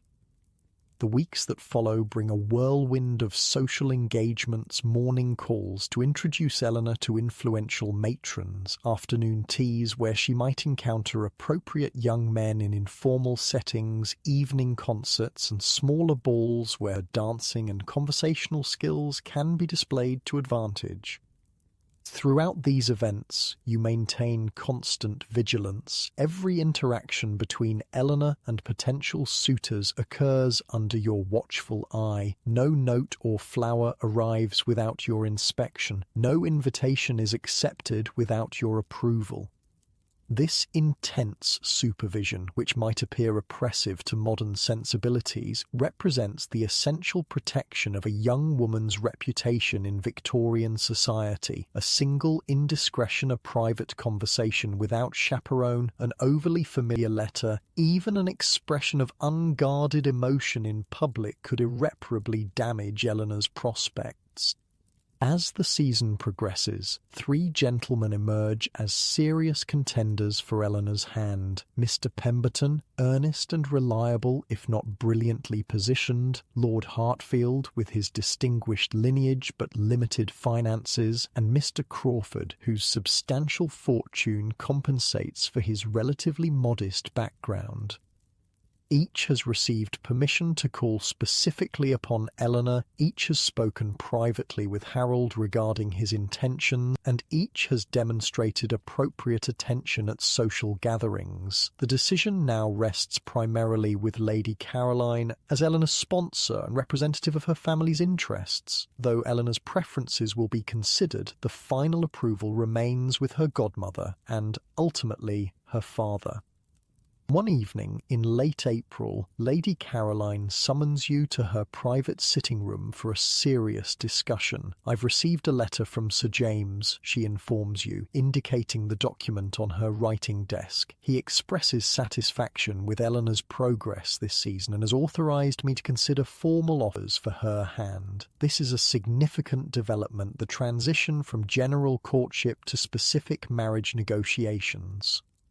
"Have you a preference among her suitors?" you inquire. Mr. Crawford's financial position is most secure, and he appears genuinely attached to the girl. Lord Hartfield's title would provide social advancement but little material comfort. Young Pemberton is a distant third, respectable but unremarkable in both fortune and connection. And Eleanor's inclination?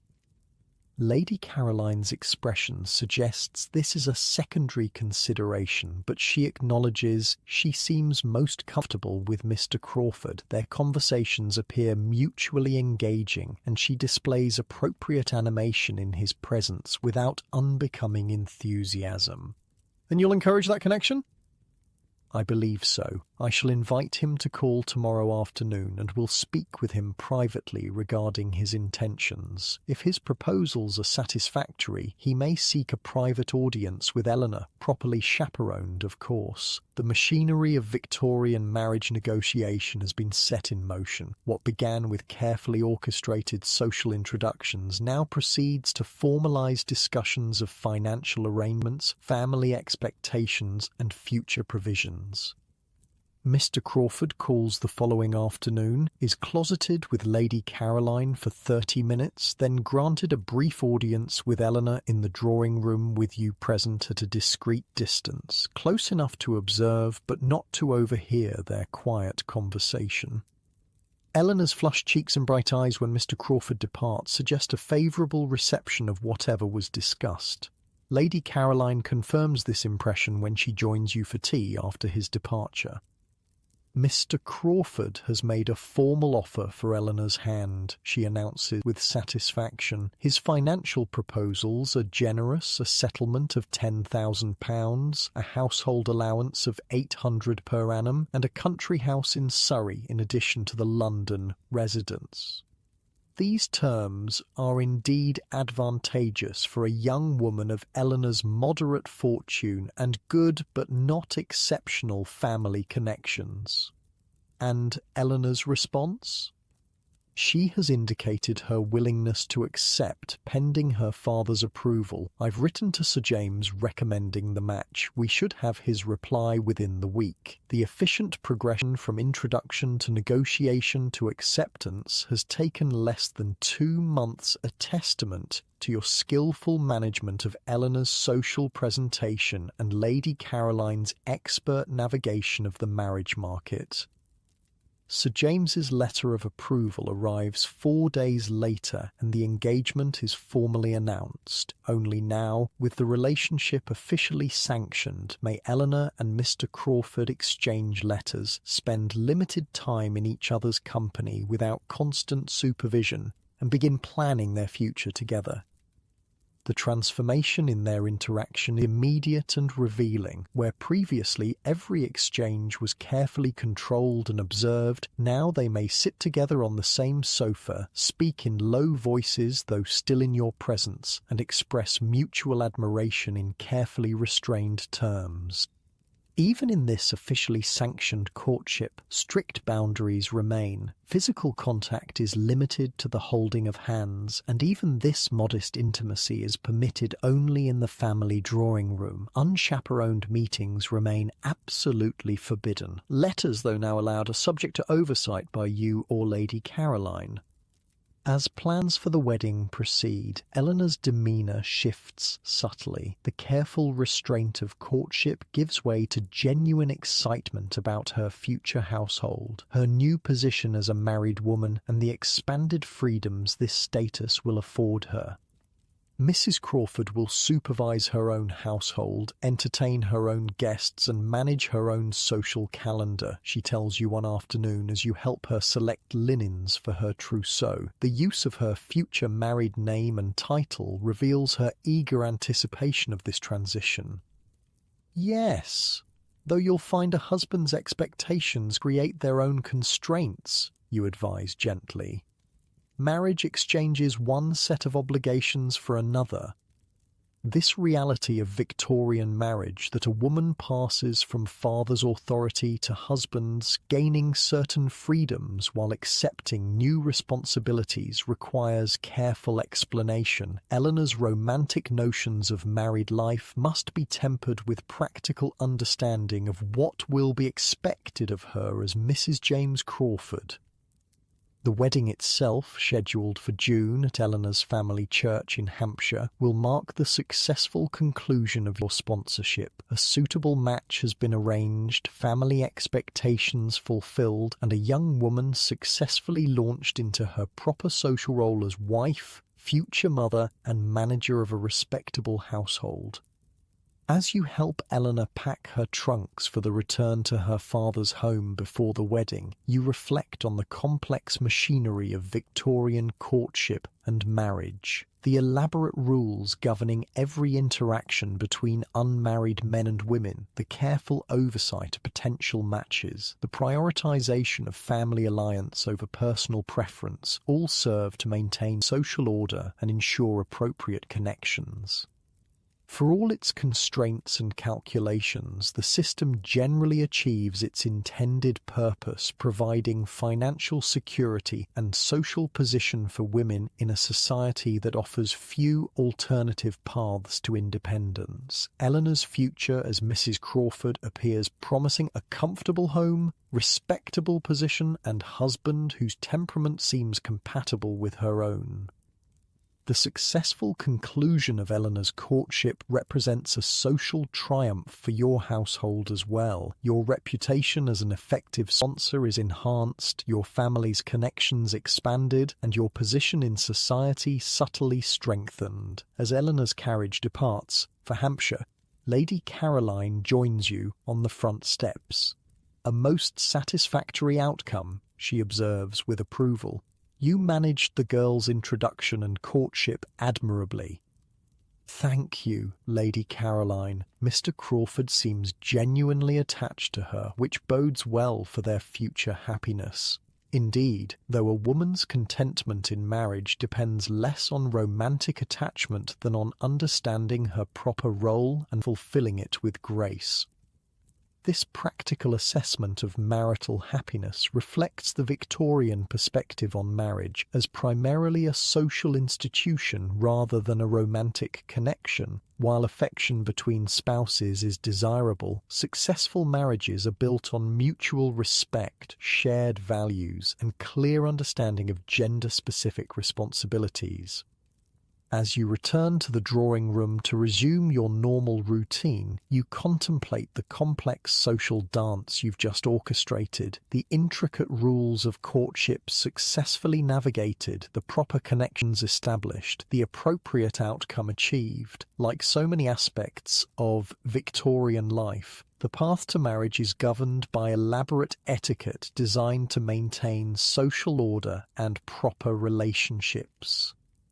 But the private realities of marriage after the courtship concludes, the intimate relationships that develop behind closed doors, the balance of power negotiated between husband and wife, the personal accommodations that make a marriage function remain hidden from public view, governed by their own unwritten rules and expectations. That, however, is a story for another hour of our journey through the bizarre world of Victorian etiquette.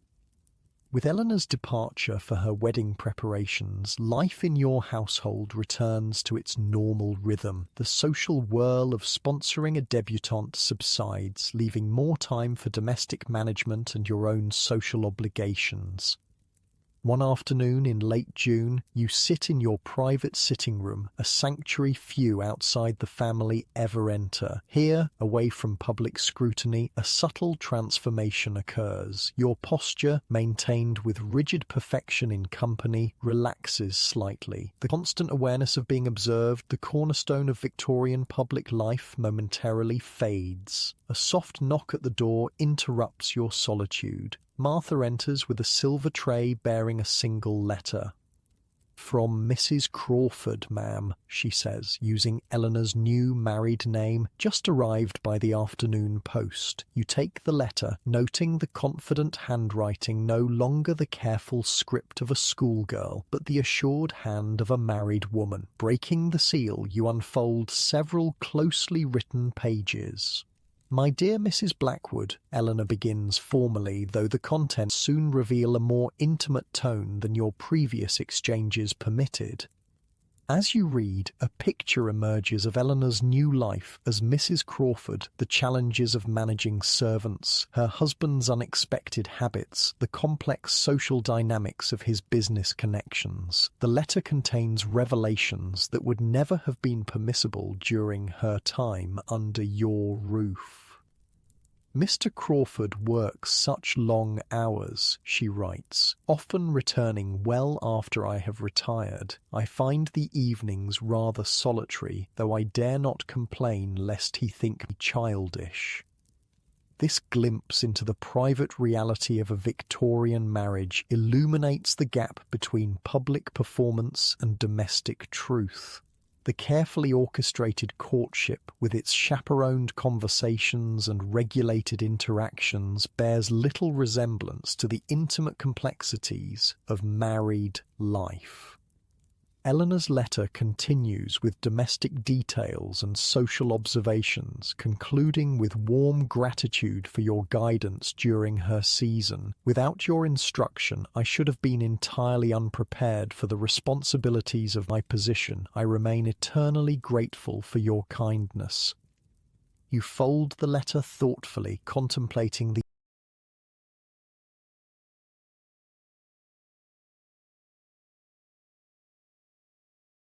young woman's transition from protected debutante to married lady. The etiquette guiding this transformation is rarely discussed explicitly. Like so many aspects of Victorian life, the most important rules remain unwritten, transmitted through observation and indirect instruction.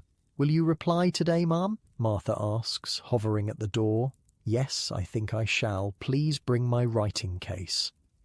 Your response to Eleanor will necessarily be measured, encouraging without being overly familiar, guiding without seeming to interfere in her new household. The delicate balance of female relationships in Victorian society requires constant calibration, particularly between women of different generations and marital statuses. As you compose your reply, a deeper question surfaces. How much of your own experience as a young wife should you share? The frank reality of marriage, its disappointments and compromises, alongside its comforts and satisfactions, remains largely unspoken in polite society. Your pen hesitates above the paper. Unlike the rigid etiquette governing public behaviour, private communication between married women allows greater honesty, though still within careful boundaries. "Dear Mrs. Crawford," you begin, using her married name to acknowledge her new status. Your response offers practical advice on household management and gentle guidance on navigating her husband's business connections. Between these conventional topics, you weave subtle reassurance about the solitary evenings and early marital adjustments she described. The early months of marriage often require patience as two separate lives blend into a shared existence, you write carefully. What seems difficult now will likely become comfortable routine with time. This measured encouragement represents the Victorian approach to marital challenges, acknowledging difficulties obliquely while emphasizing patience and duty rather than personal satisfaction. As you seal your letter, another knock announces Harold's return from his club. "Good afternoon, my dear," he says, entering your sitting room with unusual enthusiasm. "I've secured tickets for the Wagner performance next Thursday. Lord and Lady Pemberton will join us in our box." "How lovely," you reply, setting aside your correspondence. "I'll wear the purple silk, I think. It hasn't been seen this season." This brief exchange illustrates the compartmentalization typical of Victorian marriages among your class. Harold doesn't inquire about your correspondence or domestic activities. You don't ask about his business at the club. Each maintains a separate sphere of responsibility and interest, coming together primarily for social appearances and major household decisions.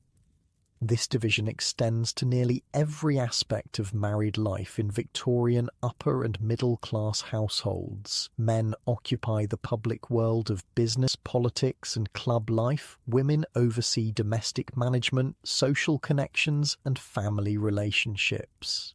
Even physical spaces within the home reflect this separation. The study and smoking room are male domains, while the drawing room and morning room fall under female authority. The evening brings another revelation of private Victorian reality, this time from Lady Caroline. As you sit together in the drawing room after dinner, she unexpectedly introduces a delicate topic. "I observed Mrs. Wilson at the Henderson tea yesterday," she begins, her tone deliberately casual. "Her condition is becoming rather obvious, despite her attempts to disguise it." The oblique reference to pregnancy never explicitly mentioned in mixed company represents another layer of Victorian private knowledge. Certain physical realities, particularly those related to female biology, exist in a strange limbo universally known but publicly unacknowledged. "Indeed," you reply with equal indirectness, "I believe she's withdrawn from most social engagements until autumn." This is the expected pattern for women of your class. As pregnancy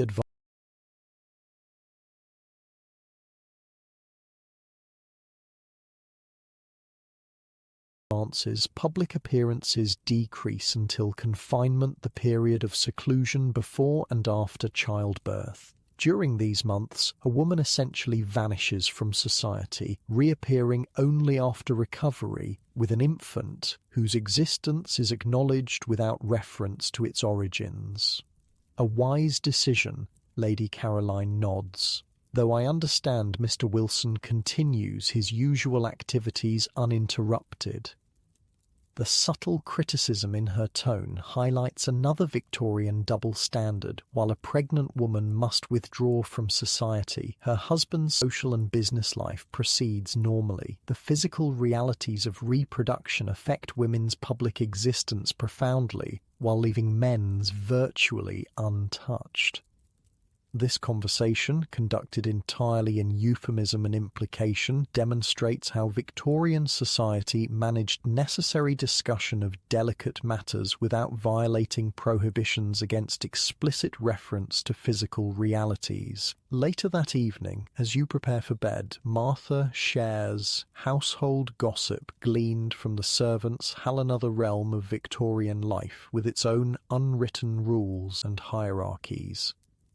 Cook says the new kitchen maid is working out well, ma'am, quick to learn and respectful to her betters. Martha carefully removes your jewellery, storing each piece in its designated box, though Thompson doesn't care for the way she giggles with the footman.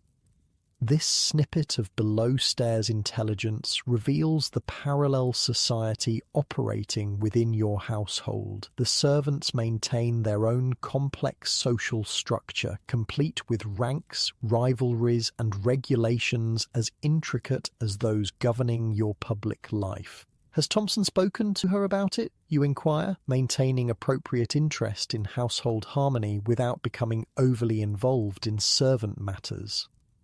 Yes, ma'am, quite sternly, from what Cook says. The girl was in tears, but Cook thinks she'll settle down with proper guidance. This exchange illustrates your role as ultimate authority over household staff, while emphasizing the layers of management between you and the lower servants.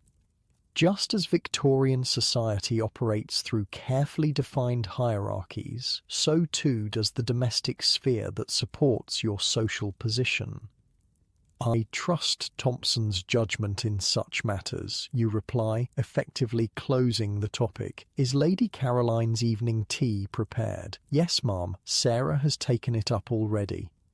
As Martha continues helping you undress, removing the corset that shaped your silhouette throughout the day, you experience the physical relief that comes only in these private moments. The literal constraints of Victorian femininity, the corsetry, multiple petticoats, and heavy skirts that define your public appearance are temporarily abandoned in the privacy of your bedroom.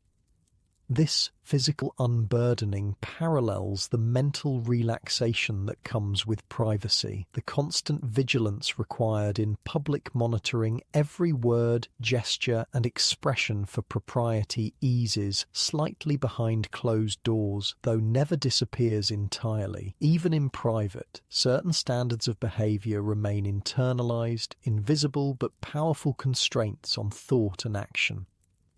The following morning brings a reminder of another hidden aspect of Victorian life, the management of health and bodily functions. As you sit at your dressing table, Martha appears with a small brown bottle. "Dr. Wilson's tonic, ma'am," she says discreetly. "He recommended a dose each morning this week."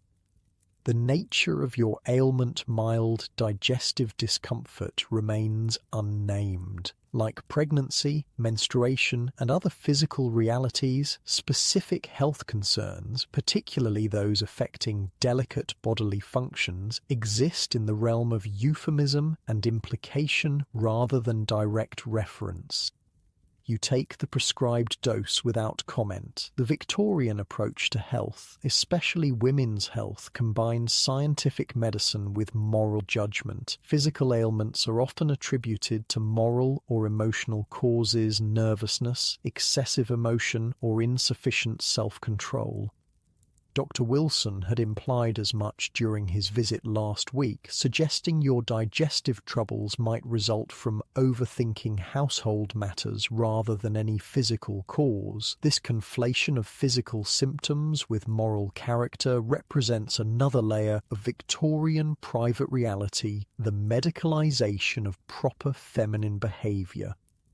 Later that morning, a visit from Mrs. Pemberton introduces yet another hidden dimension of Victorian society, the underground network of female information exchange that operates beneath the surface of polite conversation. "I've come to inquire about Eleanor's wedding," Mrs. Pemberton explains as she settles into your drawing room. Harriet is most curious about the arrangements, given her own approaching nuptials. The formal reason for her visit established, the conversation quickly shifts to more substantial intelligence gathering. "I understand Mr. Crawford's cousin attended," Mrs. Pemberton continues casually. "The one with the somewhat questionable connections in Manchester?" This oblique reference to family scandal likely involving trade, improper marriage, or financial difficulty represents a common form of Victorian information exchange. Direct questions about sensitive matters would be unacceptably rude, but indirect references allow for the sharing of crucial social intelligence without violating propriety. Yes, though he remained quite proper throughout the celebration, you respond, acknowledging the subject of her inquiry while providing reassurance about his social acceptability. Mr. Crawford seems to maintain appropriate distance from that branch of the family. This exchange exemplifies how Victorian women navigate social knowledge gathering and sharing essential information about potential connections while maintaining plausible deniability about gossip or improper curiosity. The conversation continues in this vein, with Mrs. Pemberton subtly probing for details about Eleanor's new household, her husband's business associates, and their social positional valuable intelligence as she positions her own daughter in the marriage market. After Mrs. Pemberton departs, you review your social calendar for the coming week. Among the usual round of calls and entertainments, one entry stands out. Tuesday afternoon is marked simply Charity Committee. This innocuous notation represents another dimension of Victorian women's lives, the carefully regulated outlets for female influence beyond the domestic sphere. Charitable work, educational initiatives, and certain moral reform movements provide acceptable channels for women's energy and intelligence while maintaining the fiction of separate spheres. Your involvement with the parish charity committee distributing winter clothing to poor children offers legitimate purpose beyond household management and social performance. Like many women of your class, you find in these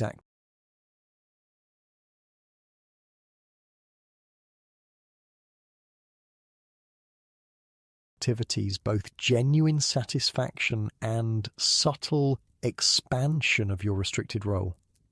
Tuesday afternoon finds you at the parish hall, surrounded by other respectable women sorting donated clothing and discussing distribution plans. Here, the rigid social hierarchies momentarily relax, though never disappear entirely, as common purpose creates temporary community across certain class boundaries. Mrs. Wilson, the vicar's wife who leads the committee, greets you warmly. Mrs. Blackwood, how good of you to come. We've received an exceptional number of donations this month. I'm pleased to help, you reply, removing your gloves to sort through a pile of children's shirts. Has there been any response to our appeal for boys' boots? The need is particularly acute as winter approaches. This practical discussion of poverty and physical need represents a sanctioned breach in Victorian conversational restrictions. Subjects normally considered too coarse for feminine consideration, physical hardship, insufficient clothing, poor living conditions become acceptable when framed as objects of charitable intervention rather than social commentary. As you work alongside the other committee members, conversation flows more naturally than in drawing rooms and ballrooms. The shared purpose creates a different social context, allowing slightly more authentic interaction while still maintaining appropriate distinctions of rank and position. Mrs. Henderson, a merchant's wife newer to your social circle, approaches with a question about woolen stockings. Though her husband's business success has elevated their financial position, her speech and mannerisms reveal her lower middle-class origin's subtle markers that would limit her acceptance in more formal social settings. Here, however, her practical knowledge of textiles and costs proves valuable. These stockings seem rather dear for the quality, she observes, examining a recent purchase. My husband's associate imports similar goods at half the price. Perhaps I might inquire about a charitable discount. That would be most helpful, you agree, setting aside class distinctions in service of practical need. Perhaps you might speak with Mr. Henderson this evening. This collaboration across social boundaries, limited though it may be, represents another private dimension of Victorian society, the practical accommodations and quiet subversions that occur beneath the rigid public structure. As the afternoon concludes and you prepare to return home, Mrs. Wilson draws you aside for a private word.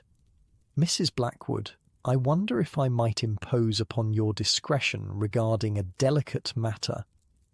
Her tone signals this conversation falls outside normal charitable discussion, entering the realm of private realities that sustain public appearances. "Of course," you reply, moving toward an unoccupied corner of the parish hall. A young woman from the Mill district, unmarried and in unfortunate circumstances, has approached the vicarage seeking assistance. The euphemistic reference to pregnancy outside marriage requires no clarification between women of your generation and class.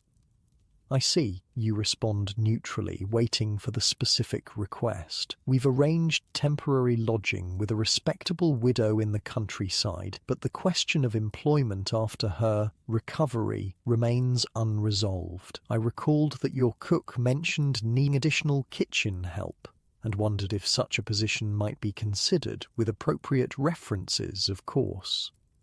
This request illuminates the hidden system of rehabilitation and second chances that operates alongside Victorian moral condemnation. While public discourse maintains absolute standards of female purity and condemns fallen women without mercy, private arrangements often provide practical paths to respectability for those who have transgressed social boundaries.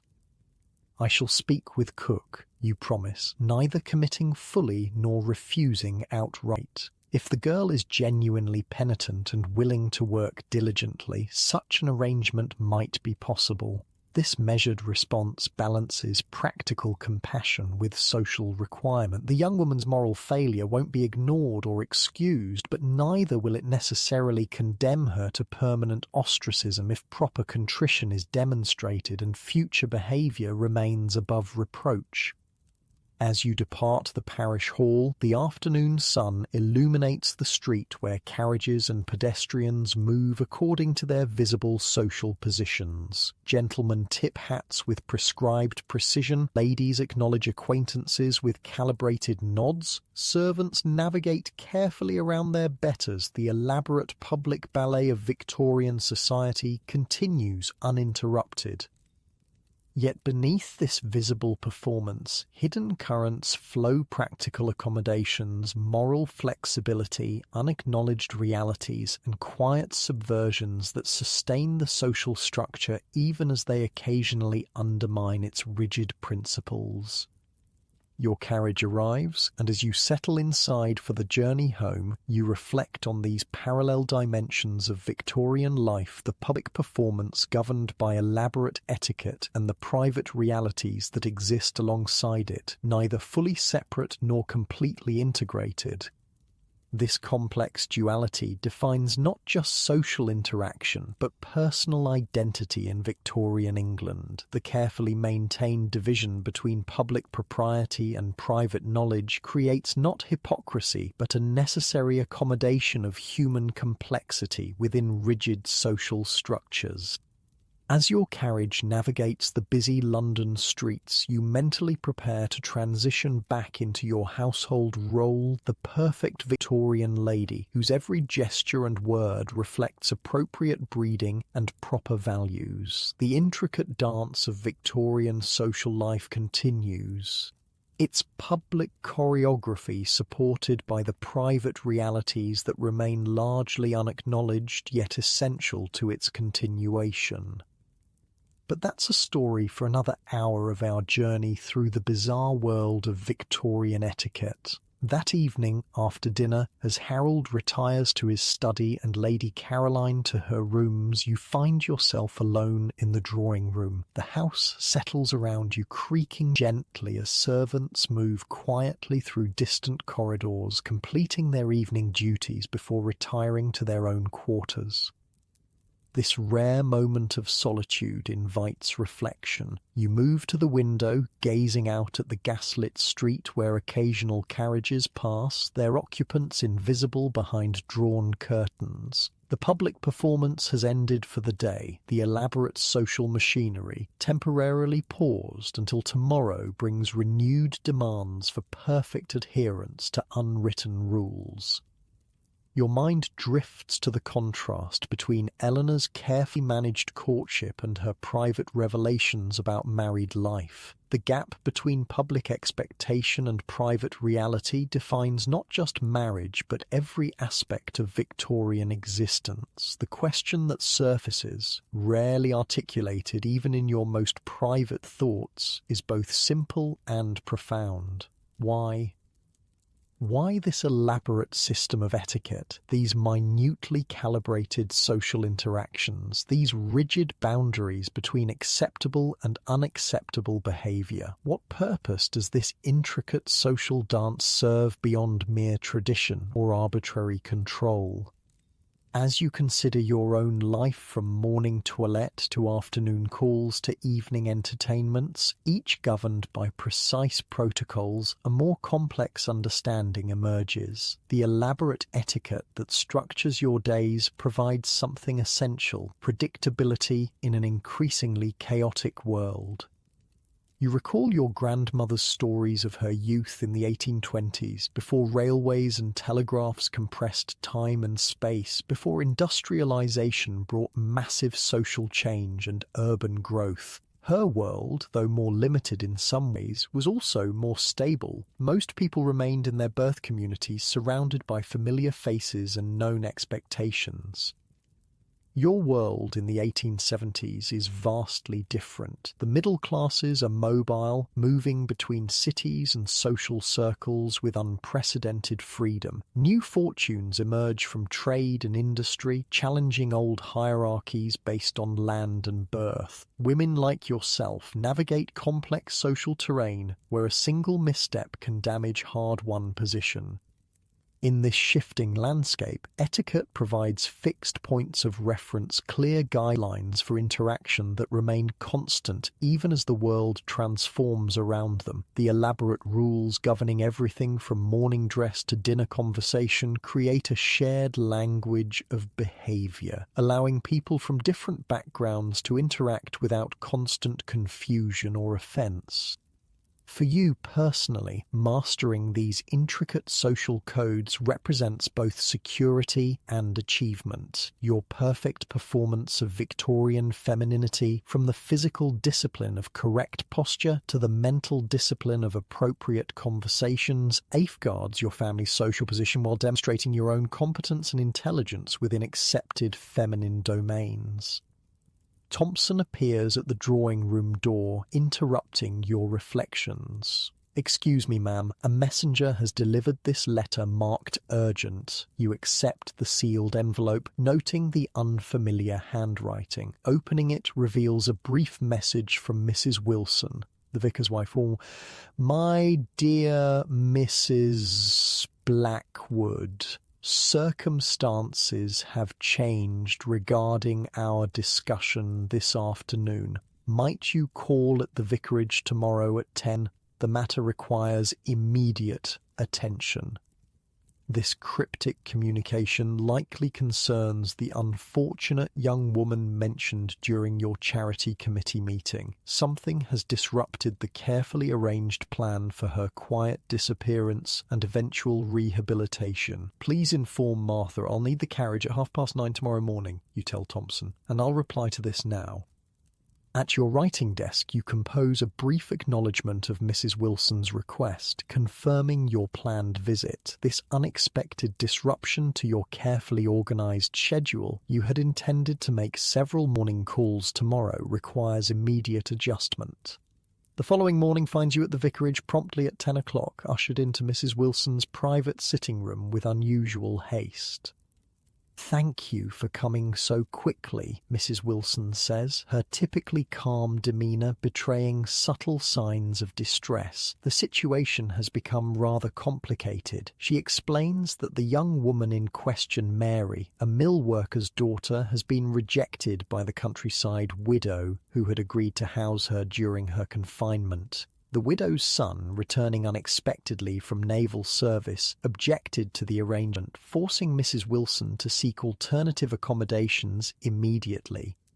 "The girl has no family willing to acknowledge her," Mrs. Wilson continues. "Her father threatened violence upon discovering her condition, and she fled their home 3 days ago." This stark reality of lower-class Victorian life contrasts sharply with the careful management of similar situations in your social sphere. While unmarried pregnancy brings shame in all classes, the practical consequences vary dramatically according to social position. For a mill worker's daughter, the results can be genuinely life-threatening: abandonment, destitution, even death from exposure or desperate attempts to end the pregnancy. "She's currently in the sexton's cottage," Mrs. Wilson explains, "but cannot remain beyond tomorrow. I've exhausted my usual resources for such situations. The unspoken request hangs between you, something beyond the original plan of future employment after the birth and recovery." Mrs. Wilson is asking for immediate intervention, a more direct involvement in this young woman's difficulties than would normally be expected from someone of your position. The proper response, according to rigid Victorian class boundaries, would be polite regret and perhaps a small monetary contribution. Direct engagement with such morally compromised individuals from the lower classes risks social contamination by association. Yet something in Mrs. Wilson's earnest concern and perhaps your own growing awareness of the arbitrary nature of many social restrictions prompts a different response. "There is the small gardener's cottage at the end of our property," you hear yourself saying. "It's currently unoccupied and at some distance from the main house. Perhaps that might serve temporarily." Mrs. Wilson's visible relief confirms the desperation of the situation. "That would be most charitable, Mrs. Blackwood. The arrangement need only last until proper accommodations can be secured, perhaps a fortnight at most." This decision represents a small but significant deviation from expected behaviour, not enough to damage your reputation if managed discreetly, but a conscious choice to prioritise practical compassion over rigid social convention. As you leave the vicarage, you consider how to present this arrangement to Harold and Lady Caroline. Harold, concerned primarily with business and public reputation, will likely accept whatever domestic arrangements you present as long as they remain invisible to his associates. Lady Caroline, however, maintains stricter adherence to class boundaries and moral judgments. Your solution emerges from the private understanding that sustains Victorian public propriety selective information sharing rather than outright deception. You will present the arrangement to Harold as temporary housing for a distant relation of Martha's who requires brief accommodation while securing a position. For Lady Caroline, whose daily routine rarely takes her near the garden cottage, no explanation will be offered unless directly requested. This small subversion of absolute transparency illustrates how Victorian society functions beneath its rigid exterior through practical accommodations, strategic omissions, and careful management of potentially disruptive information. Upon returning home, you summon the housekeeper to discuss preparing the cottage, presenting the situation as a straightforward charitable matter requiring minimal household disruption. Mrs. Wilson will arrange for the young woman's discreet arrival after dark, and garden staff will be informed simply that the cottage will be temporarily occupied by someone recovering from illness. This pragmatic response to human need operating alongside formal social structures reflects the complex reality of Victorian society, not merely a system of arbitrary restrictions, but a flexible framework that allows for both public order and private compassion. Later that afternoon, you sit with Lady Caroline reviewing household accounts. She surprises you with an unexpected observation. "You seem preoccupied today, Elizabeth. I trust nothing is amiss?" Her perceptiveness reminds you that beneath her rigid adherence to social forms lies genuine intelligence and awareness. Like many Victorian women, Lady Caroline's capabilities far exceed the limited scope permitted by gendered expectations of her generation. "Nothing significant," you reply, offering partial truth. "Some complications with the parish charity committee requiring additional attention." She studies you briefly before responding. "I recall similar complications during my own years managing household charities. The vicar's wife frequently discovered young women in need of temporary shelter and employment. This oblique acknowledgement that she understands the likely nature of your charitable intervention without requiring explicit confirmation demonstrates another aspect of Victorian communication, the shared female understanding that operates beneath public conventions. "Indeed," you respond simply, accepting her implicit approval without further elaboration. "One must be discreet, of course," she continues, returning her attention to the household ledger, "but practical arrangements often prove more effective than moral condemnation alone." This unexpected alliance with Lady Caroline reveals another dimension of Victorian society, the generational transmission of practical wisdom regarding how to navigate between rigid public standards and messy human realities. Behind her formidable exterior, Lady Caroline has likely made similar accommodations throughout her long management of family and social responsibilities. That evening, Martha reports that the cottage has been prepared and its occupant safely installed. "The girl seems properly grateful, ma'am, though terribly frightened. Mrs. Wilson left her with sewing work to keep her hands busy. Please ensure she has adequate food and necessities," you instruct, "and remind her to remain within the cottage and garden until further notice." This practical management of a socially unacceptable situation exemplifies how Victorian society actually functions rigid public standards maintained alongside private systems for handling inevitable deviations from those standards. The young woman's existence won't be acknowledged in your household's public life, but her basic needs will be met until a more permanent solution emerges. As days pass, you find your perspective on Victorian social structures subtly shifting. What once seemed merely arbitrary restrictions increasingly appear as a complex system for maintaining order amid unprecedented social change. The elaborate etiquette governing every aspect of life provides essential structure in a world where traditional communities and relationships have been disrupted by industrialization, urbanization, and increased mobility. This realization doesn't diminish your awareness of the system's limitations and inequities, particularly for women and the lower classes, but it offers a more nuanced understanding of why such elaborate social codes developed and persist not simply as methods of control, but as attempts to create predictability and safety in a rapidly transforming world. One afternoon, while writing letters in your sitting room, you pause to watch pedestrians navigating the busy street below. A gentleman tips his hat with precise calibration to acknowledge a passing lady without suggesting improper familiarity. Two women of approximately equal social standing exchange carefully measured nods, neither too effusive nor too restrained. A delivery boy sidesteps deferentially around a well-dressed matron, eyes properly lowered. This silent choreography, performed thousands of times daily across London, represents not merely arbitrary tradition, but functional social technology, a system allowing strangers to interact safely in increasingly crowded urban spaces. The elaborate hat-doffing ritual communicates essential social information without requiring verbal exchange. The precise modulation of greetings allows people to acknowledge existing relationships while maintaining appropriate boundaries.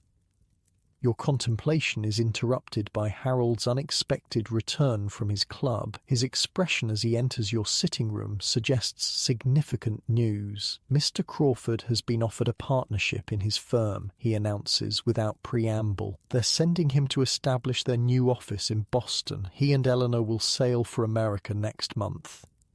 This development, Eleanor's imminent departure for a distant continent, highlights another aspect of Victorian society in flux. Geographic mobility increasingly separates families and disrupts traditional communities, creating both opportunities and anxieties. Has Eleanor written to you about this? You ask, processing this unexpected news. Crawford mentioned it at the club today, said they only confirmed the arrangement yesterday. I imagine Eleanor will write once the shock has subsided. The prospect of Eleanor establishing a household in America beyond the familiar structures and supports of English society prompts complex emotions. You've guided her through courtship and early marriage according to established patterns. Now she faces an entirely different social landscape with new rules and expectations. Eleanor's letter arrives 3 days later, filled with a mixture of excitement and apprehension about her American future. Everything here happens so quickly, she writes. Mr. Crawford received the offer on Tuesday and had accepted by Wednesday afternoon. We must sell most of our furniture and be ready to sail in 4 weeks. I can scarcely comprehend such haste. This accelerated timeline represents another contrast between traditional English social patterns and emerging modern approaches. The American emphasis on speed, change, and commercial opportunity over established rhythms and careful social consideration. Eleanor's letter continues with practical questions about what to pack, what might be unavailable in Boston, how to manage staff in an unfamiliar country. Beneath these practicalities lies a deeper question. How will the elaborate social education you provided serve her in this new environment where different rules apply?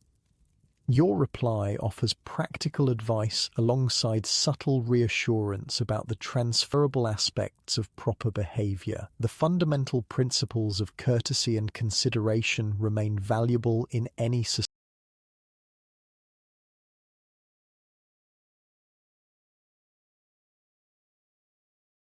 society, you write. While specific customs may differ, your understanding of appropriate conduct will serve as a reliable foundation.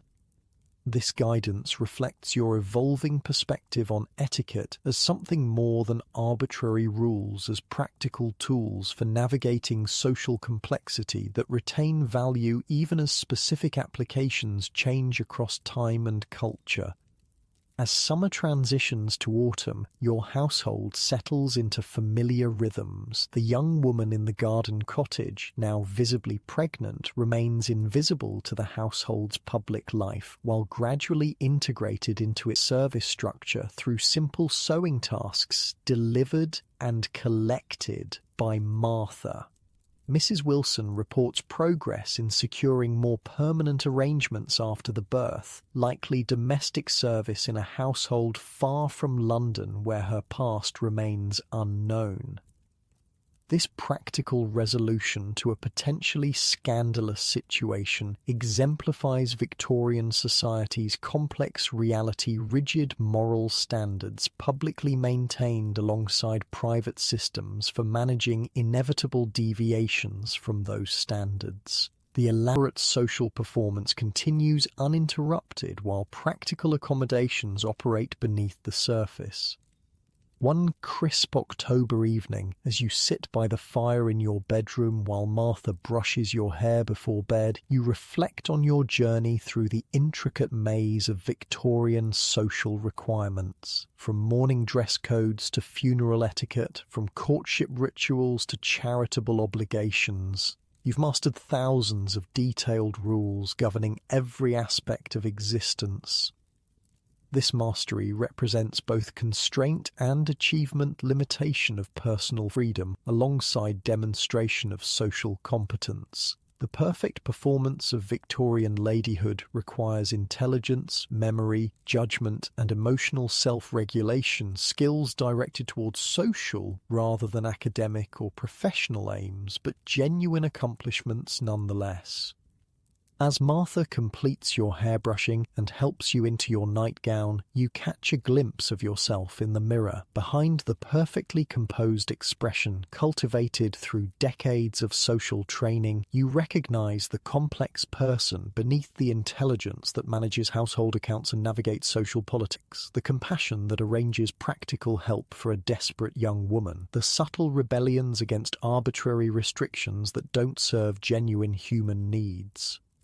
This recognition of your own multidimensional existence beneath the perfect social performance perhaps represents the ultimate private reality of Victorian life, the awareness that while elaborate etiquette may shape external behaviour, it cannot fully define or contain the complex humanity it seeks to regulate.